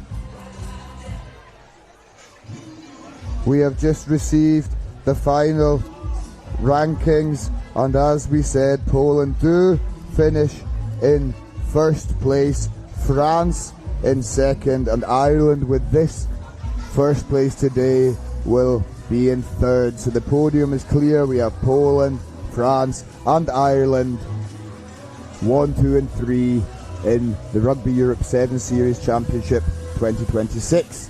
Yeah, I mean, Ireland just sneaking up there on points difference, as we see Spain also on 30 points each, but the points difference was fairly significant with 168 points for Ireland and 92 points for Spain. So Ireland, the way they've played in this tournament has been immense. They didn't have a great tournament in Hamburg, but they certainly deserved the win here, and the amount of points they've put on have got them up that leaderboard and onto the podium as bronze medalists in the overall series. Yeah, and interesting, almost ironic if you look at the result of this final match, is that Poland were the only team with a better points difference in Ireland. There we see the replay, Evie Higgins, absolutely fantastic display. It'll be interesting to see who is crowned player of the tournament. She is in with a good shout of that.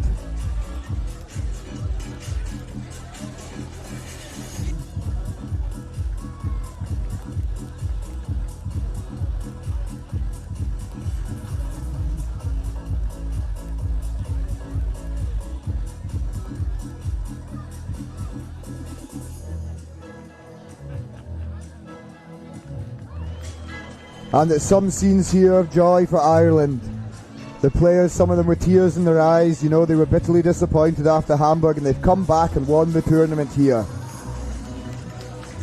I can't think of a better result for a final, actually, because both of these teams will go away with trophies. And the Polish players getting a standing ovation from their fans. But we look forward already to the grand final of the men's competition. The flags are already on the park and we prepare for the national anthems. It'll be Italy against France. Italy topping Pool C, France third in Group B, scraping through the pool stages, but they've been progressing well, and the best teams peak in the important moments, so maybe those group results hinting towards a French victory. But as anyone's game, it will be the grand final of Croatia Sevens, the second leg of the Rugby Europe Sevens Championship 2026, France against Italy.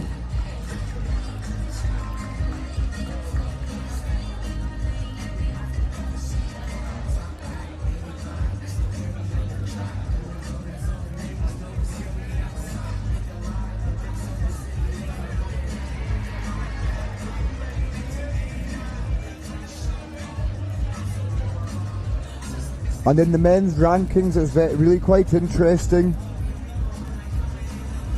There's unlike the women's tournament, which there was clarity that Poland, regardless of the final result, would top the table.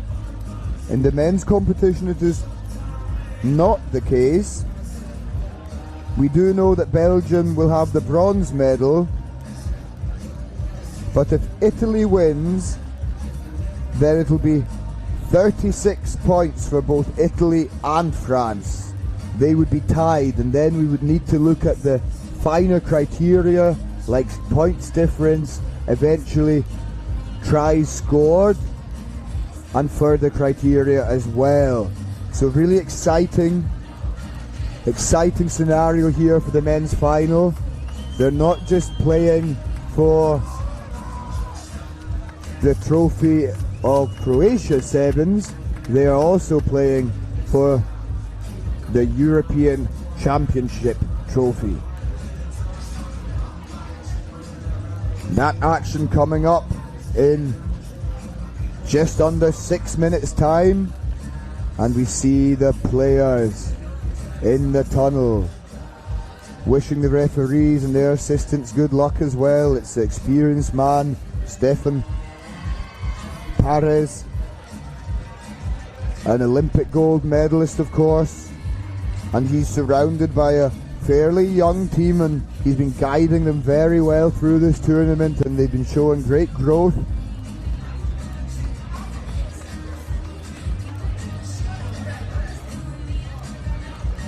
As ever, the expectation from such French sides is to go on and get gold medals, get trophies. They're very focused on performance and results. They will be happy, I suspect, with nothing less, and they would dearly love to be taking 2 trophies back to France. The Italians now do join them in the tunnel, led out by Captain Michael Imbar.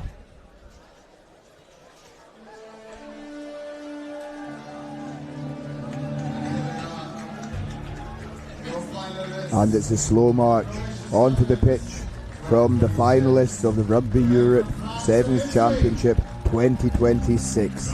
France and Italy. France in their alternate white and Italy in their home blue. They line up for the national anthems. And I am joined once more by Andy Knight, Rugby Europe's resident expert. Yeah, Ian, really looking forward to this final. I would say the two best teams over the course of the weekend are coming together as we listen in to the national anthems.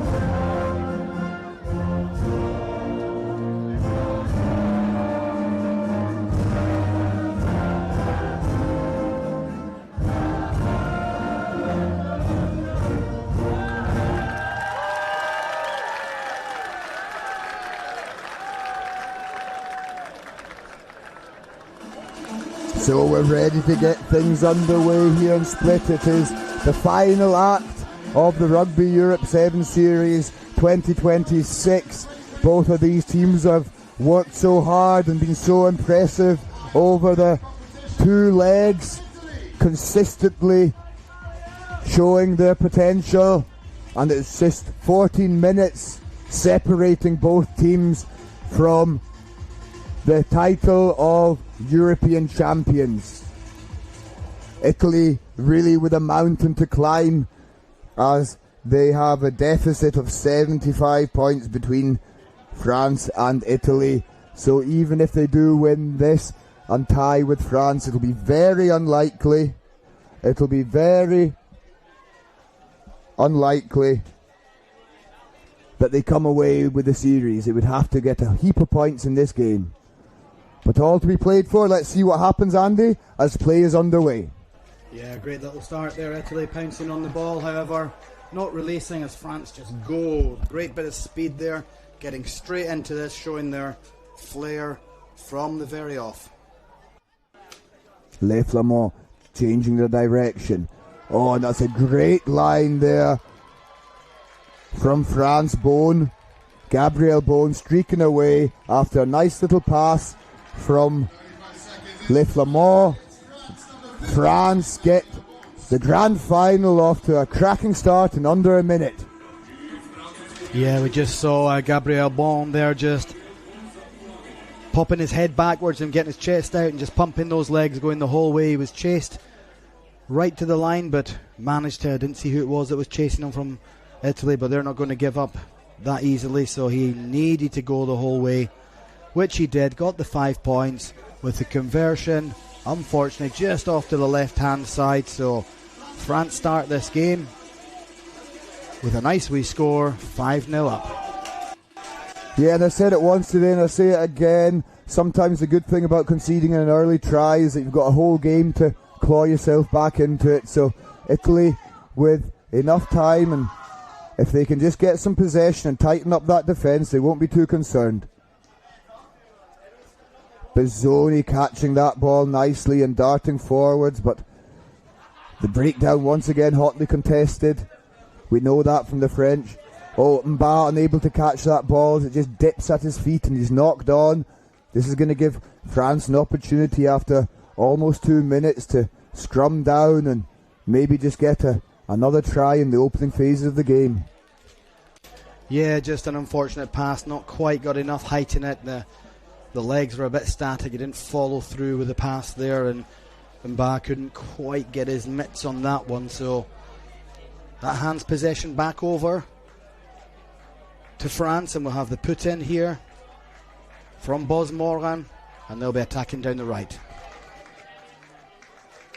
Yeah, they do exactly that. And Bosmer, what a cracking wee player he is, and he plays Le Flamand to Kere Karaba, who gets his hand free, looking to play in Bon again, but he's unable to gather the offload. It just falls at his feet and dribbles into touch. Yeah, good Italian defence on that occasion. They didn't rush up, but they put enough pressure on to make France make a decision, probably a decision they didn't want to do, and the ball eventually slips into touch for a Italian line out just outside their 5 metre line. Yeah, it'll be Bizzoni to throw in.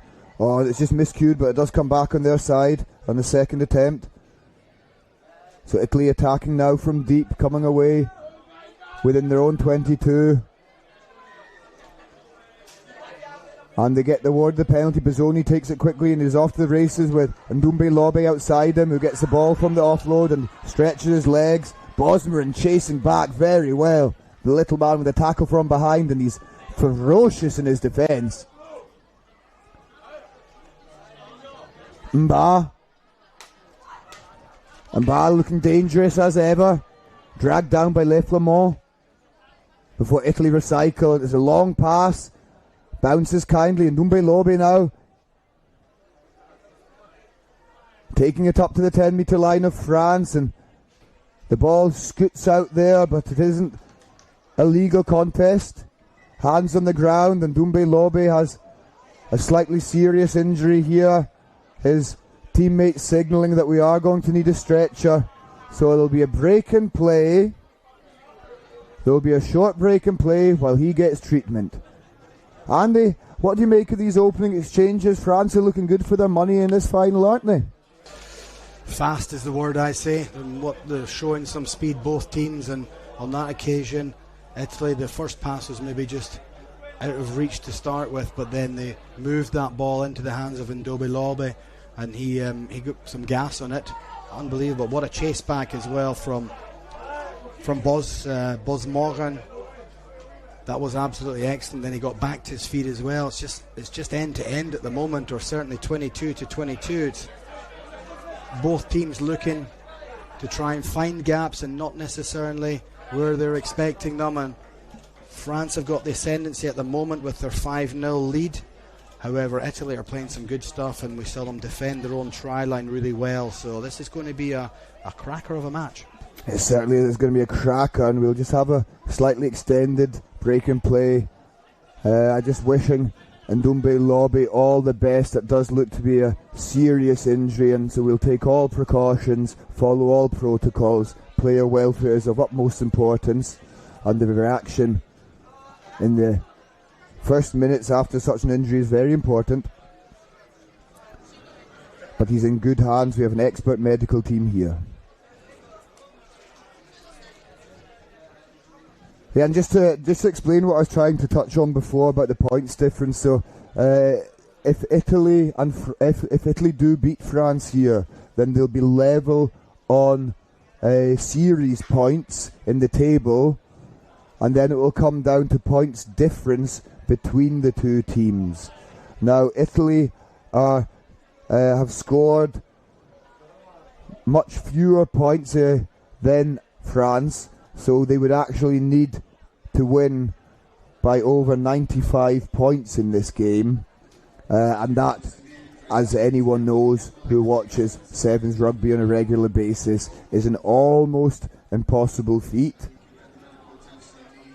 So Italy really playing for the Croatia Sevens trophy here, and the second place, a podium finish, a silver medal in the series. I think they would be delighted with that. In previous seasons they haven't quite managed to reach those heights. They've not been on the podium, so I think that would be a great development for Italy, and that's what they have to play for here. I hope that explanation is a little bit clearer for everyone back home. I think I've rushed it slightly before.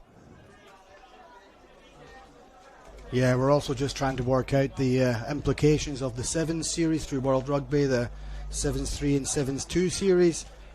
We're not 100% sure. We can't get the final answer at the moment, but it does look like Italy are into the Dubai Sevens, where they can then qualify and move up to the Sevens 2. Yeah, absolutely, Andy. I think that's actually fairly certain, if not completely certain. They will be the highest ranked team not already on the series. But I may have misunderstood that. Yeah, the Sevens 2 there. I mean, Belgium last year they went into the Sevens 2 because they were finishing runners up as well. So it's very interesting to see how this all pans out. There's not just this one tournament, it's not just this series, it's actually a collection of series that helps teams get up the rankings. It also boosts their opportunities for sponsorship and for support, which will then in turn help the growth of the game in that country, in that area, and give some well-needed exposure, even here at the Croatia Sevens, where we're now putting this out on live stream. We've done the same with Hamburg for the last 4 years. There's much more rugby out there. There's many more players since this has been done, and that's what we're looking for, is to grow this fantastic sport that we all love. Indeed, and the lovely shots of we just had some lovely shots of the crowd here for everyone back home. It is a great atmosphere in the stands. The spirit's being very slightly dampened by this serious-looking injury. But when action gets back underway, I'm sure the atmosphere will be electric once more. We also had a lovely shot of the tallest building in Croatia. We can see the big black building behind us. The reason it's the tallest building in Croatia is they managed to put an antenna on the top. 22-metre antenna, I'm led to believe, just to push it up there. So there we go. Little bit of knowledge. We had Ian, the travel agent, telling you all about Croatia and the split, especially how it's on the sea and the hills behind. It's an old Roman settlement, Andy, so it is. So I'm led to believe, and that's why the Italians are here in the final as well, just trying to reclaim their land possibly. But it's good to have a little bit of local knowledge, and I'm sure later on we'll experience a bit more local cuisine as well, Ian. I am looking forward to that. We'll have a bit of a party tonight, let our hair down, what's left of it at least. But yeah, absolutely right, Andy. I think it's really nice. That's one of the nice things about Sevens rugby. You get to travel around, see a lot of new places, and I can just encourage anyone back home who didn't get tickets this year, if you do see Split hosting the series again, get yourself down here. The Croatians are lovely hosts. And actually talking to the locals, they compare themselves to Italians. They say if you go up north to Pula, they're like the North Italians and we're much more like the Southern Italians in Sicily. They actually made that comparison very openly. So maybe that is genuinely why the Italians feel so at home here. Absolutely, it could well be. And just on a rugby point there, it's quite sad to see that Ndumbe Lobe here with obviously quite a serious injury. And on day one, we also had Francesco Cruzo breaking his ankle as well, to a double break on the inside and the outside, so we're hoping it's not as serious for Ndumbe Lobe as we see him getting stretchered off the field. I'm sure there'll be a round of applause for him. He's had a great tournament, showing some great pace at times, but also showing some great defensive action as well. Absolutely all the best to Ndumbe Lobe. We wish you a speedy recovery, and we just hope that the diagnosis isn't quite as bad as it may initially look. But back to the action. And Italy, I believe, will resume with a scrum after such a long break. It'll be very interesting to see how the teams come out of the blocks. I saw a couple of the French players getting some sprints in, making sure the legs didn't cool down too much in the break. It was an extended break. Andy, we're expecting to see more of the same, aren't we? Italy putting on the pressure here. Absolutely, as we see France just lose their footing there and just pull away. So the Italians slipped, but the French had managed to just pull back half a step. Cheeky little manoeuvre there, maybe just trying to upset the Italians a little bit. We know that they can get a bit passionate at times, but what we're looking to see is a good steady scrum, ball in, ball out, and let's get it into the open play. We see Christian Lai nearest us on the wing with the scrum cap. If we can get into his hands, you've got every opportunity to score. Indeed, and that is Christian Lai. He steps inside and then gets manhandled by Kera Kabara. But Italy once more the penalty. Christian Lai goes, not wasting any time. And they're out to the wide left here. Just getting a little bit close to that touchline and trying to throw the ball back in field, but unsuccessfully so. It'll be a line out for France within their own 22. Yeah, just for those at home, they're not sure what happened there. France tried to go quick with the line out, but if the line out is set, they're not allowed to play a quick line out to try and get the ball in play. They have to wait until the proper line out is fully formed in and go from there, which is what they did. However, it was Squint, and it'll be an Italian scrum, I suspect. I'm always saying squint as well, Andy, but someone told me recently that's a Scottish colloquialism. No one understands that back home. Do we then say it's not straight? Is that the correct? I believe so. I really don't know, Andy. Anyway, back to the action.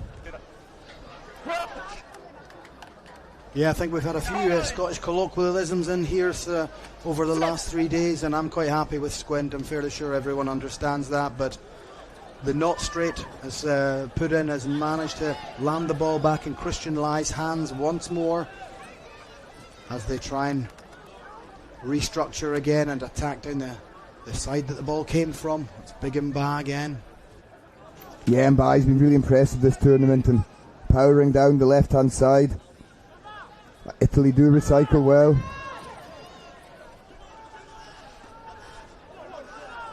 And driving over the ruck here, securing the ball. So Italy really knocking the door of France now, and they look to get off the mark here. It's 5-0 still with almost 7 minutes already up, so the first half approaching an end here. And that was a forward pass.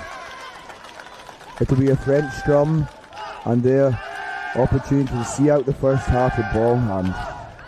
Yeah, that's good pressure from France there on the Italian attack, just forcing them into doing a little mistake. There's a little forward pass, but it was an interesting decision. I think it was Brixkela who decided to throw the big lobbed pass, trying to maybe get over the top of Mba, but Mba just had to try and force it into Bozzoni's hands, and it didn't happen on that occasion as France launch an attack once more right up the middle. Absolute great pace. Look at them go from their own 22 underneath the posts.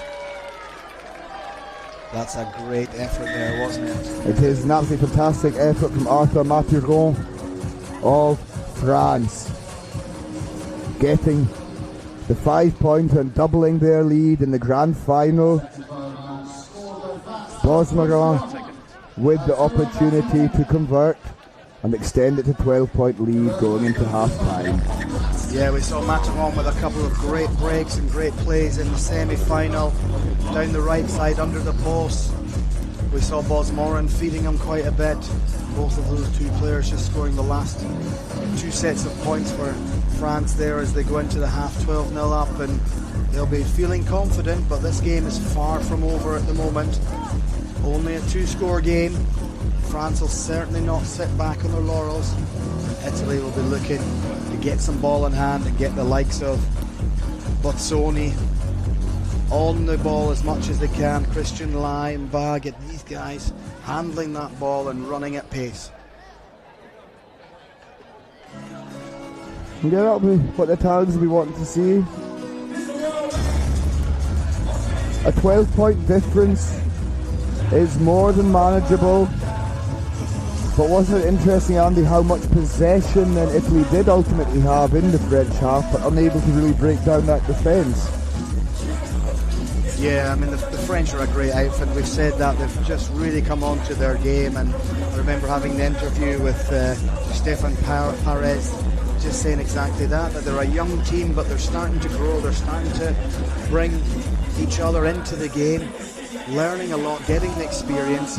A lot of youngsters in the team that are learning from those senior players, and the coaches are trusting other players to go in and start these games as well, not just relying on the experienced ones to go in there and win tournaments. So yeah, the pressure from France on Italy is forcing them into things they don't want to do, and although they had the possession, they didn't really make as much of it as they wanted to, and that reflects in the score of 0 at the moment. But I suspect that there's a couple of tries in there for Italy of some sort. So we're just about ready to get back underway here. France to kick off, playing from left to right. The grand final, the final act, and the remaining 7 minutes of rugby in this epic tournament. A deft little chip. Oh, and Kerry Kabaga pouncing on the loose ball and racing away for try number 3 for France. Well, that was a powerful take, wasn't it, from Big Joe Karaba. I wouldn't want to be standing in front of him when he runs at me, but that was a opportunist, but you have to be in the right position to be an opportunist, and he was there running at pace, and unfortunately no Italian defender there to pick up that ball as it bounced through.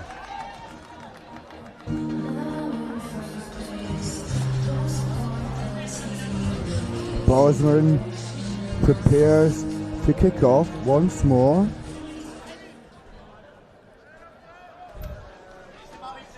That's just a very slight delay, and we finally get back to the action. It's a lovely kick-off once more. This time Italy once again just struggling to catch that, spilling it in the air, and France distribute to the left-hand side where they do find some space. Bosman releasing Mataron.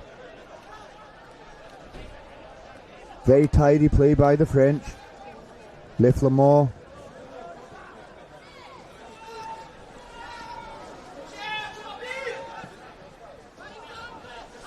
Kerry Kabaga once more, this time just choosing to shift the ball on to the left-hand side, and France coming with real speed now. Mataron close to the touchline, but he has enough momentum to stay in field. Oh, and a lovely little step and a sprint and a dart in the fringes from Bosmoran, and he gets France's 4th try. So this, after only 2 minutes of play in the second half, this grand final has started to get out of reach for Italy.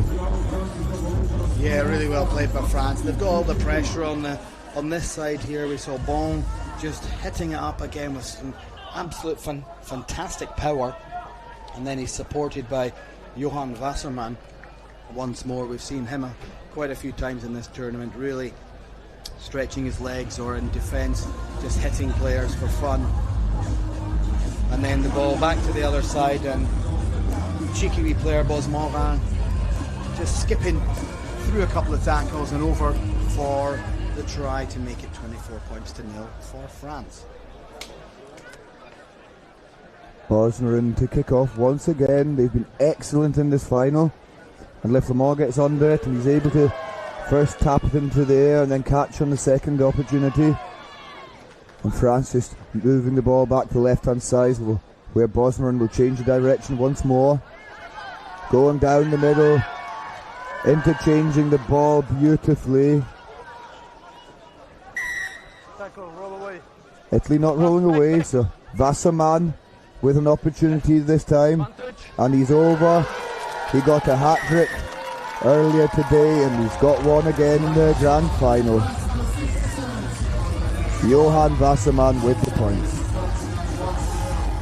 Yeah, it's looking like it's France's tournament to win here, isn't it? Their power and their connections are really, really good. They've got players running all sorts of angles, and we're just obviously seeing Bosmoran there just starting to throw a couple of fancy passes, which means they're feeling comfortable, they're feeling confident. Italy struggling to cope with the attack that they have and the power. But I'd love to see them get a couple of tries in here. We just saw Dene came on, and he's a big unit, and he was holding up Leflamont at that point, and he's definitely got some power. He could make some damage if he can find a gap to run through.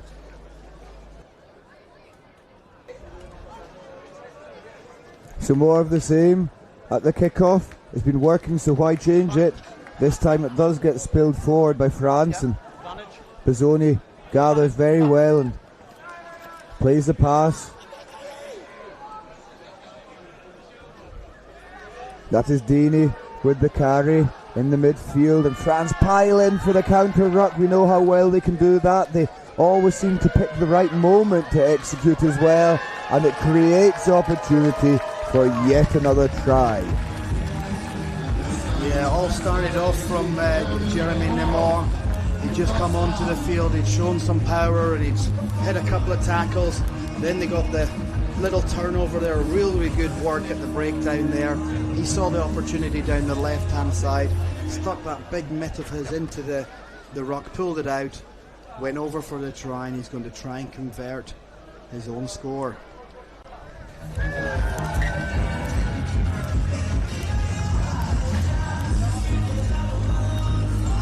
Yeah, France fully in control of this game, Ian, and they have been an exceptional team this tournament. They've grown as soon as we got into the knockout stages, just got better and better in this final. They've come up against who I still think are the second best team in this tournament, because they have grown. The Italians have really grown.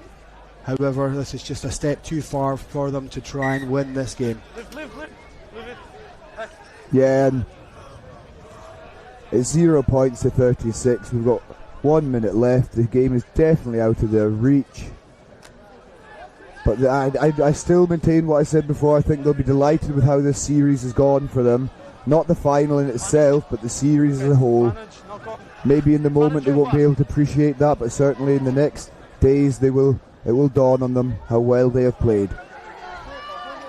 Yeah, I'm sure they'll have a couple of Peronis and they'll be fine with that. As you say, they'll analyse this at a later stage. They'll have a little break, and yeah, they'll look over the whole of the tournament and decide, how they feel about it. So they'll come away, as you said, and it looks like they'll be in second place in this tournament as a whole. So yeah, done really well, and if our figures have told us correctly that they're getting into that 7-3 group, then they'll enjoy their time in Dubai as well.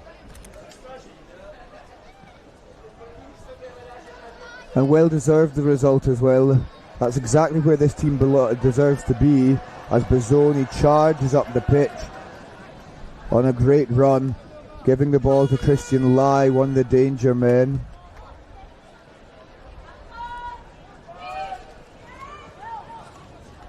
Oh, and once more we see a counter-up from France, successful this time. Kerry Kabara does it all on his own, and trotting off towards the line once more. Oh, he was trotting until he fell over his own feet. Sniper in the tallest building, I think, in Croatia there, just got him in the leg. But what great play. They've still managed to keep hold of the ball, and they stroll in for the final play of the game, I would say. Charlie Mignot going under the post for a score. taking the points to 41-0 to France. Conversion to come. I suspect it'll go over. Martin Bloom is the usual kicker, and it's him again. He's just going to pop that one over. 43-0. France, champions of Split and champions of the series. Well done, France. Bon chance. Yeah, and thoroughly deserved this, did Andy. They've grown throughout the tournament this weekend. They just struggled through the group stages, but the coaching staff also giving the younger players a lot of opportunities there, and they've grown from game to game, and they peaked at the right moment, and that was a dominant display in the final here in Split. So you're absolutely right, Andy, they will be crowned champions of Croatia Sevens and of Europe. Yeah, we'll fully confirm everything with the points, but it looks like France win the championship there. Looks like Italy are second and Belgium push up into third, with pushing Germany out by 2 points after their good win in Hamburg, but their performance here not quite as up to scratch as they would like, and I'm sure we'll try and get a couple of pitch side interviews with some of these players to get their thoughts.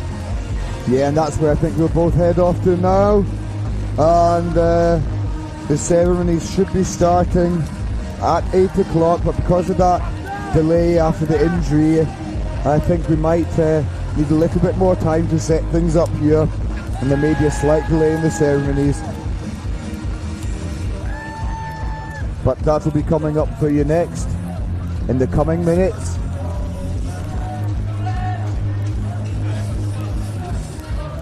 So for who with interest, stick around for the ceremonies, where we will announce the player of the women's tournament.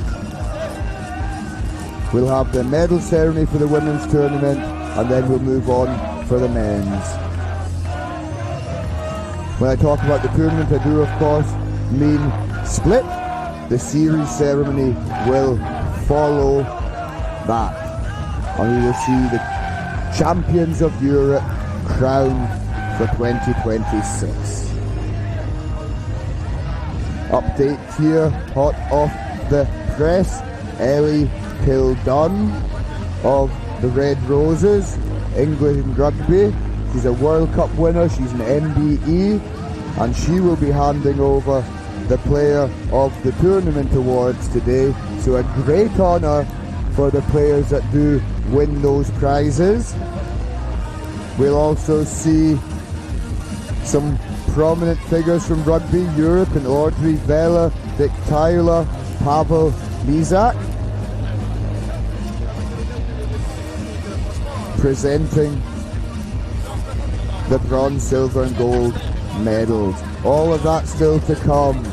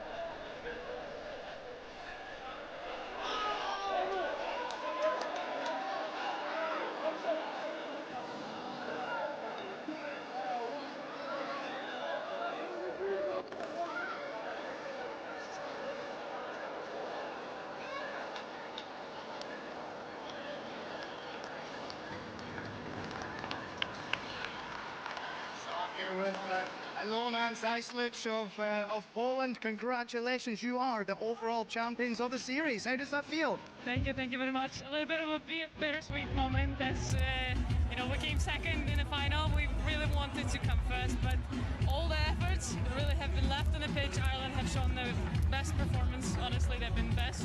And we were just lucky to show the consistency overall. And I'm so happy to be part of that. Absolutely. I mean, credit to Ireland. They did play very well, but you girls were fantastic the whole way through. Maybe ran out of steam at the very end there, but a fantastic tournament overall. Is there anything you'd like to say to your fans, your family and friends back home? Yes, I'll do it in Polish. Dziękujemy wszystkim, dziękujemy za wsparcie, za kibicowanie. Było to sluszne nawet z Polski i bardzo dziękujemy serdecznie. Następnym razem będziemy w finale wygrywać. All that's left for us to say is congratulations, well-deserved champions. You'll be going up to get your trophy very soon. Well done, have a good deserved rest over summer. We'll see you back here next year. Thank you very much. Thank you. Hope we keep beating. I hope so, I hope so.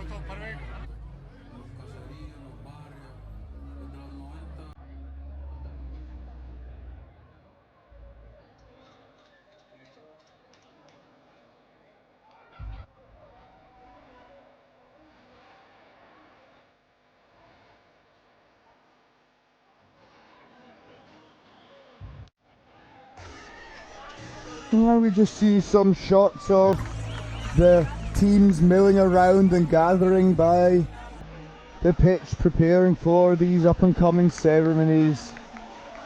There's a lot of volunteers hustling and bustling and preparing podiums and the likes. Ellie Kildunn, I can see her down pitch side as well. Isn't it brilliant to have her here this weekend? Such a fantastic athlete and a lovely character to meet, to match. She was here purely coincidentally, supporting her brother Samuel, playing for Team GB, and it just speaks volumes of her character that she's up to spontaneously jump in and present those players of the tournament with their awards. So on this final second leg of the series, obviously a lot more to be presented. There'll be the player of the tournament awards, there will be the tournament winners medals, and there will be the series championships.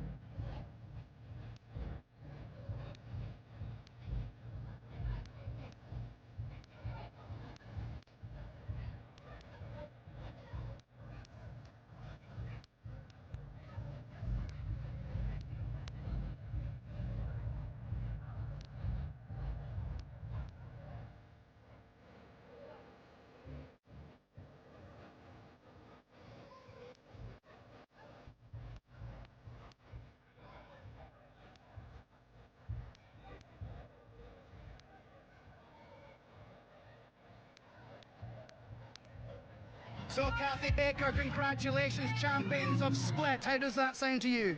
Honestly, it's amazing. We're just super happy. I think we had a point to prove this weekend, and I really think we did as a team. So right. Absolutely. We've been watching all the games. You've got better and better, stronger and stronger. A couple of new girls in the squad as well. They must be happy. Yeah, absolutely. But they're not really new. We have a few coming back. So there are OGs, and no, it's just really nice to play with them again, and just really impressed. impressed. Definitely new from Hamburg. Hamburg was probably not the best for you, but you have to say that improved so much more in Split, didn't it? Yeah, absolutely. This was a tournament that we were really gunning for, so I'm just really happy that we actually got the results we wanted, and not just that, the performance and honestly our defence. That's really what we went after, and we showed it. So. And before we let you go, do you want to give a few words to the people back home? Yeah, we had a lot of extra supporters out there, and we're just really, really happy. It means so much, even just a message, or we know that you're watching. It just means a lot, and we love all the Irish and everyone else who's watching too. Well, from us here in Split, thank you very much. Congratulations on being champions. We look forward to you coming back, retaining your title next year. Thank you. Cheers. Thank you. Have a good one.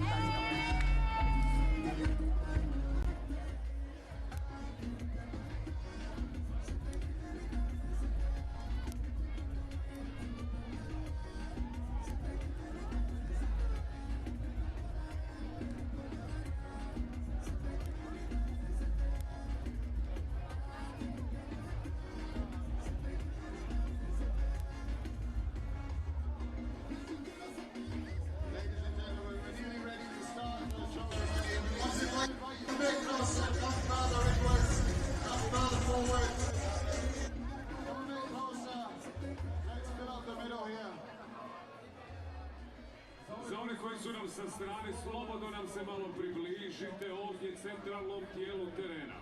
For all of you on the sides, please come. And we're just about to get underway here, so if you are tuned in to watch these ceremonies, don't go anywhere. We are about to get underway.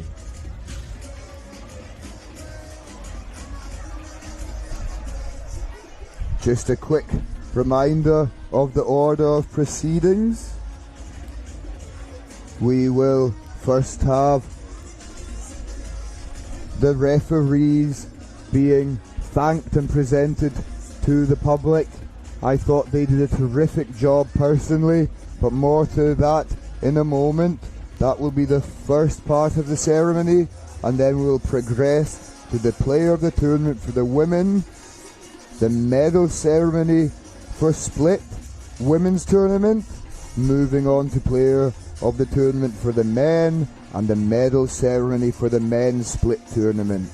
Bronze, silver and gold medals, plus the trophy, the much coveted Croatia Sevens trophy, this second leg. Gaspard Lally, congratulations. You're the overall third place in this series. How does that feel? Hey, it's kind of amazing. It's the first time for Belgium to be third place overall, so we are very happy. A bit disappointed because we didn't make it to the Series 3 with the qualification, but it makes the weekend pretty good at the end. What I really liked and what we were getting feedback about was the teamwork that you guys had, the power that you had in there. The defence was immense the whole way through the tournament. Is it something you've really worked on? I mean, I think it's in our identity. You know, we call ourselves the Wild Dogs. We are a pack and we chase everything we can. So that's just what we do. The other thing that we saw was the support from the women's team as well. You love to support them, they love to support you. It's like a little family, isn't it? Yeah, sure. It's like a little family. But yeah, hearing the cheers from the crowd was... Can I say, make them want to do better again. They did last year, now it's our turn, next year maybe there. And we want to improve all together to do the best and chase for the Olympics. Fantastic. Well, we hope you do get there. Congratulations, third in the overall series. Have yourself a well-earned rest over the summer, and we look forward to seeing you back here next year. Thank you, see you. All the best. Merci.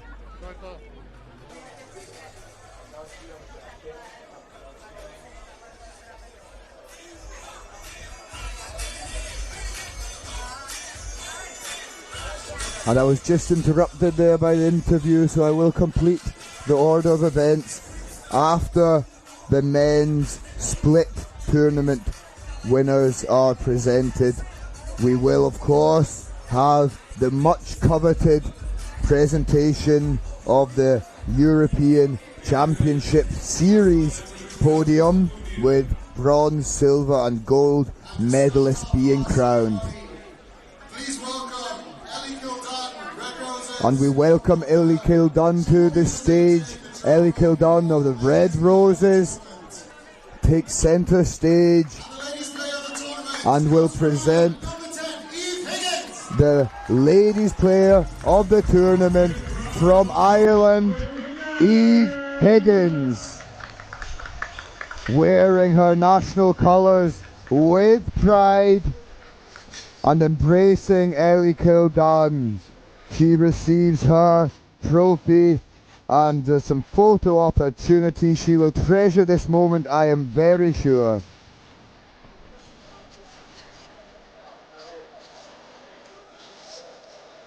Hugs all round, and Evie Higgins, a proud moment for her and her family.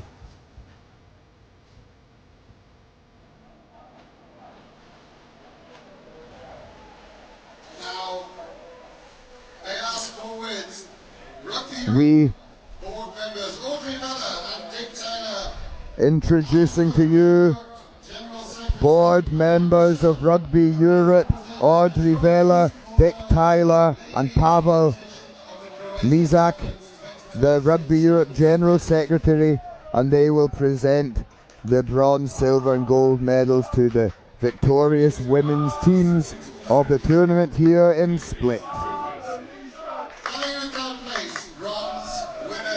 First of all, the third place medalists, the bronze medalists. It is Spain who take centre stage.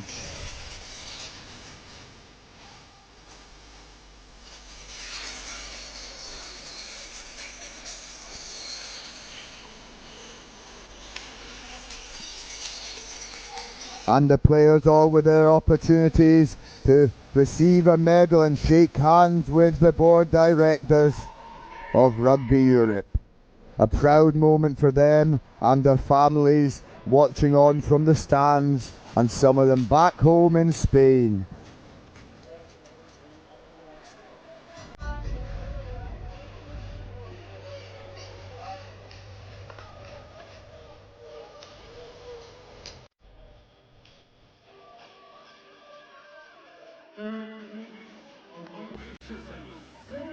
Ladies and gentlemen, I give you the women's national team of Spain. Paula Ruiz Madrid, Marta Pila Cantabrana Gil, Ana Cortez Ecoba, Maria Del Mar Molina Colmina, and all the rest of these superstars. Followed by Poland, silver medalists in split. Almost going all the way here. They were impressive throughout the tournament and beaten in the final. A proud moment for them as well.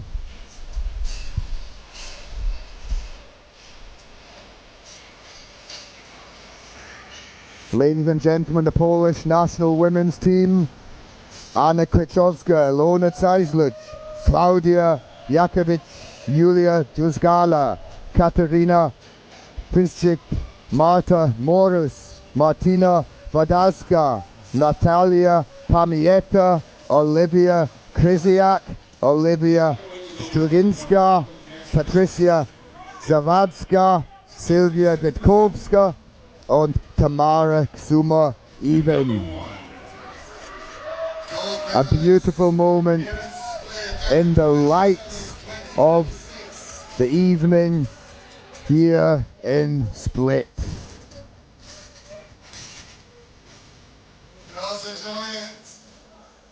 The team from Ireland. And we welcome now to the stage the gold medalists here in Split. Ireland, led by their player of the tournament, Eve Higgins. Ladies and gentlemen, the national team of Ireland sevens: Alana McInerney, Alana Fitzpatrick, Amy Lawn, Claire Gorman, Chiza Mubuero, Kathy Baker, Robin O'Connor, Megan Burns, Victoria Elms Kinlan, Eve Higgins, Cathy Corrigan, Emily Lane, and last but very much not least, Faith Oviave. We congratulate our gold medalists from the second leg of the series.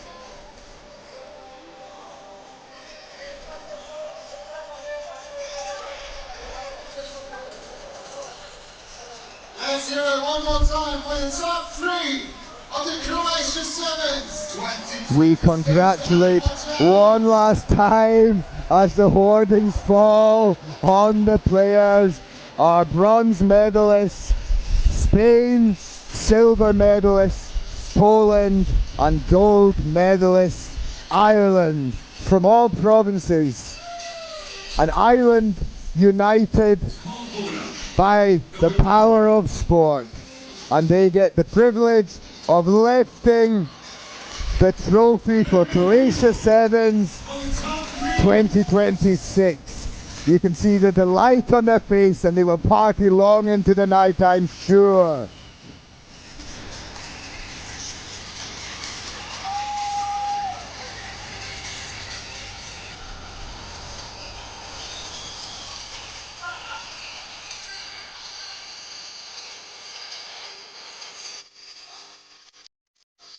Scenes of great joy all round. These women have worked so hard. Years and years of dedication and focus, and they are delighted with their reward.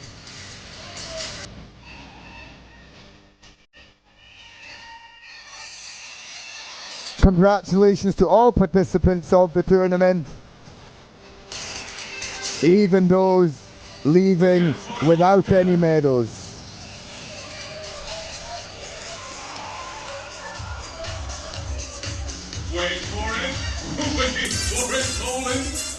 And one last photo opportunity.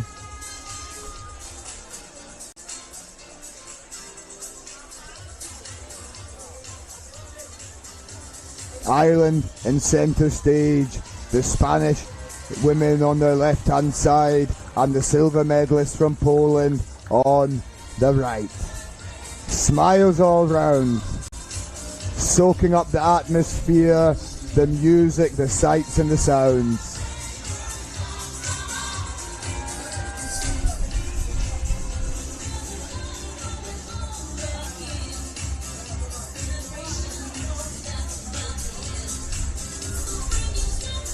It's been an absolute pleasure to commentate these women and be part of the tournament.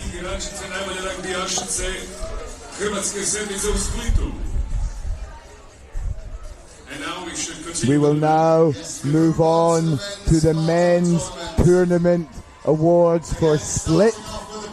We will start with player of the tournament.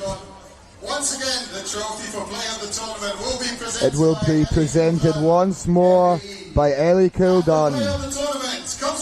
Welcome to the player of the tournament from France, Johan Wasserman. A hat-trick in the semis and getting a try in the final as well. He was an ever-present member of the French team on their way to victory here in Split. A proud moment for Johan Wasserman. He looks delighted with his personal achievement, but I'm sure much more important for him will be the heights that his team have reached. And he will have the opportunity to return to stage later in the ceremony with his whole team around about him.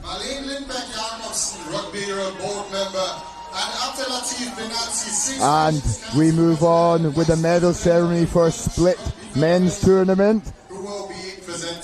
And more board directors from Rugby Europe: Vyacheslav Holjevac, Abdelatif Benazi of the Six Nations Council, and Vice President of the Federation of French Rugby. Ladies and gentlemen, your bronze medalists of Croatia Sevens are Belgium, and they take now or they'll rather be invited now to take to the stage and receive their bronze medals. Ladies and gentlemen, I give you the Belgian national men's sevens team led by Gaspard Lally.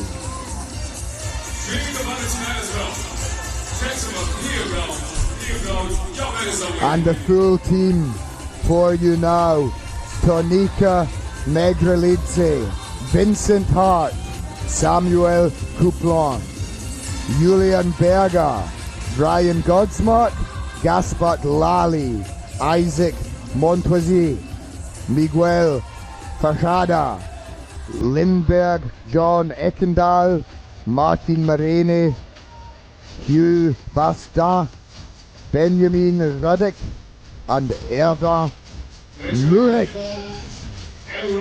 They perform consistently over both their legs and get just reward with the bronze medals here in Split. They soak up the atmosphere, enjoy their moment in center stage, hard earned and well deserved.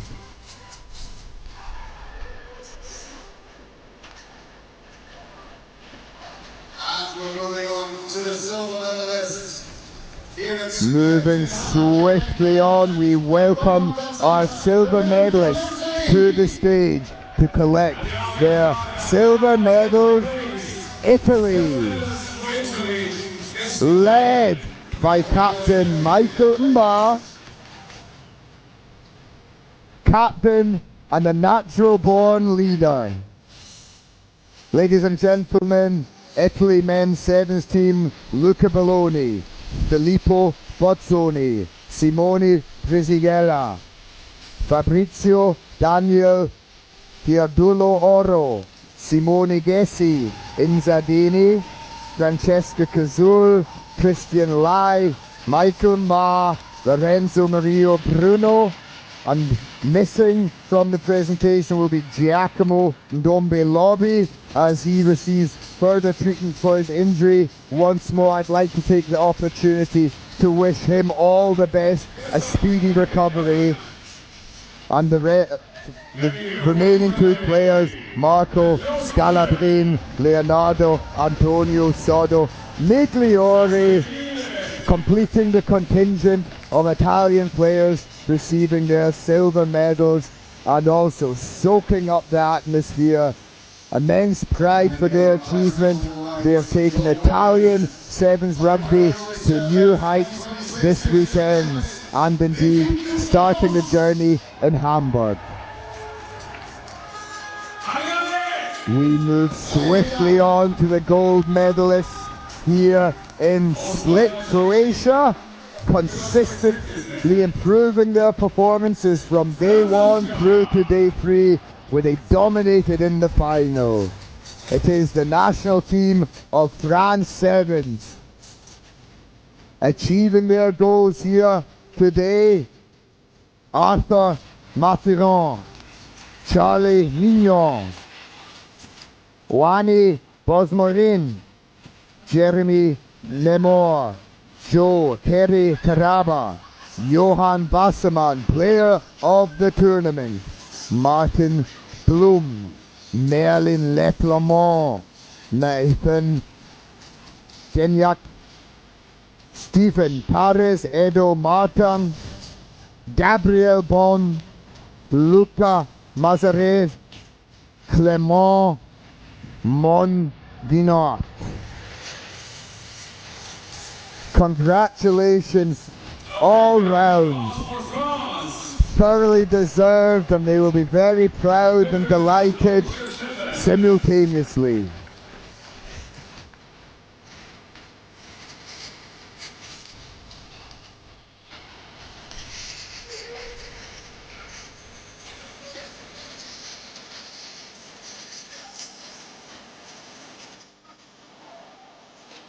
And the trophy presented to Stefan Pares, the French captain.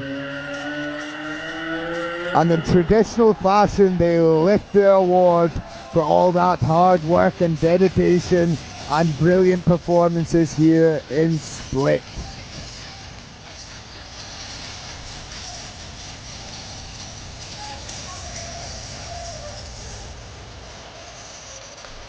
I hope you can hear me back home over the music. It is a great atmosphere here in the stadium. Electric, you could say. You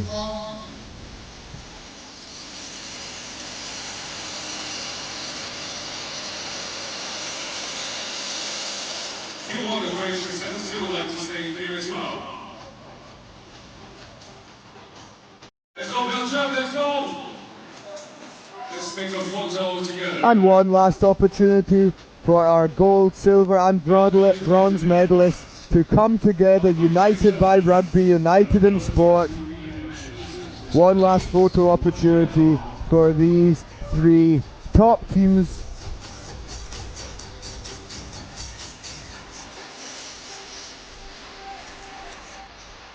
A proud moment for everyone involved.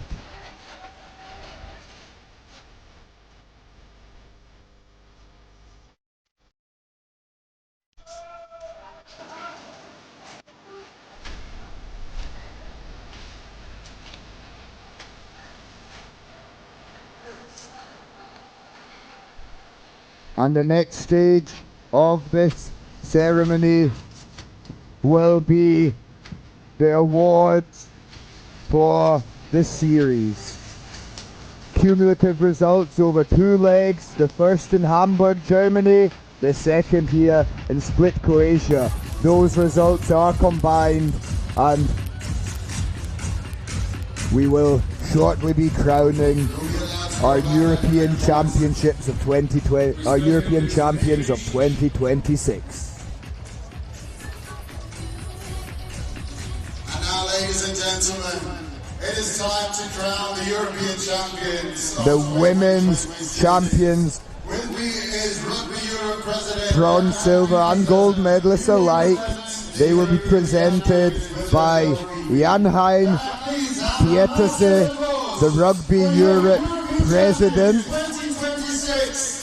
Abdelatif Benazi, the Six Nations Council President and Vice President of the French Federation of Rugby.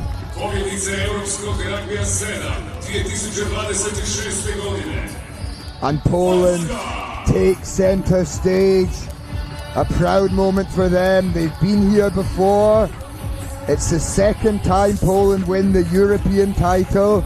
The last time was in 2022. So it's taken 4 years for them to reach the same heights. And there we see them absolutely delighted, lifting the trophy.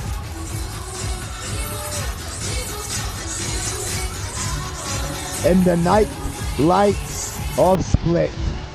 Ladies and gentlemen, your European champions 2026, Poland.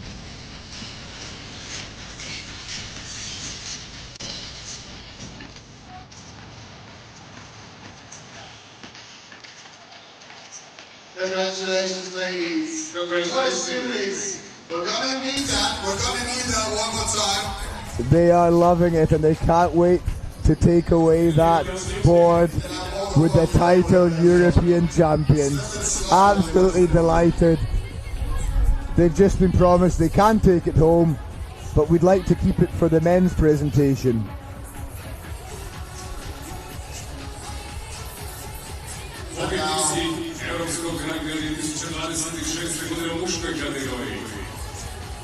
We move on to the men's European finalists and champions. And moving on to the men's finalists. With me is Abdelatif Benazi, again, Six Nations Council President, Vice President of the FFR. I'm calling your boys, your European champions in the men's competition 2026, again, France. It is France who are crowned the champions. I believe you heard that already loud and clear. The French national sevens team takes centre stage one more time. Champions in Split and proud champions of Europe once more. Ladies and gentlemen, France Sevens equip.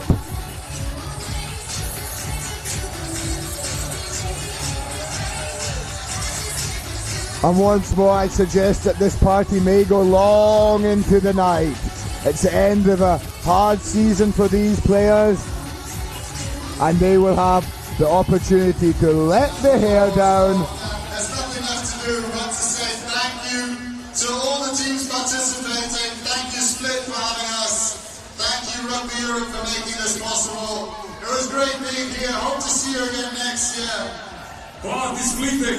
And as you hear the stadium speaker Daniel Michel giving his thanks, I would like to express the same for everyone who is tuned in to view online. Thank you very much for being part of this event. I hope you enjoyed all the action. Have a good night. We're gonna party at the tent here, I believe. So enjoy yourself. And as has just been announced, we are going to party here late into the night. I might even enjoy a little bit of hydration myself. Thank you for tuning in. Have a safe night.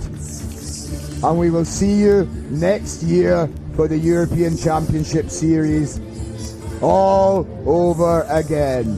It's good night from me, Ian Dawson. It's good night from Andy Knight, the resident expert. Thank you very much for being part of this experience. Good night. We are logging out from Split.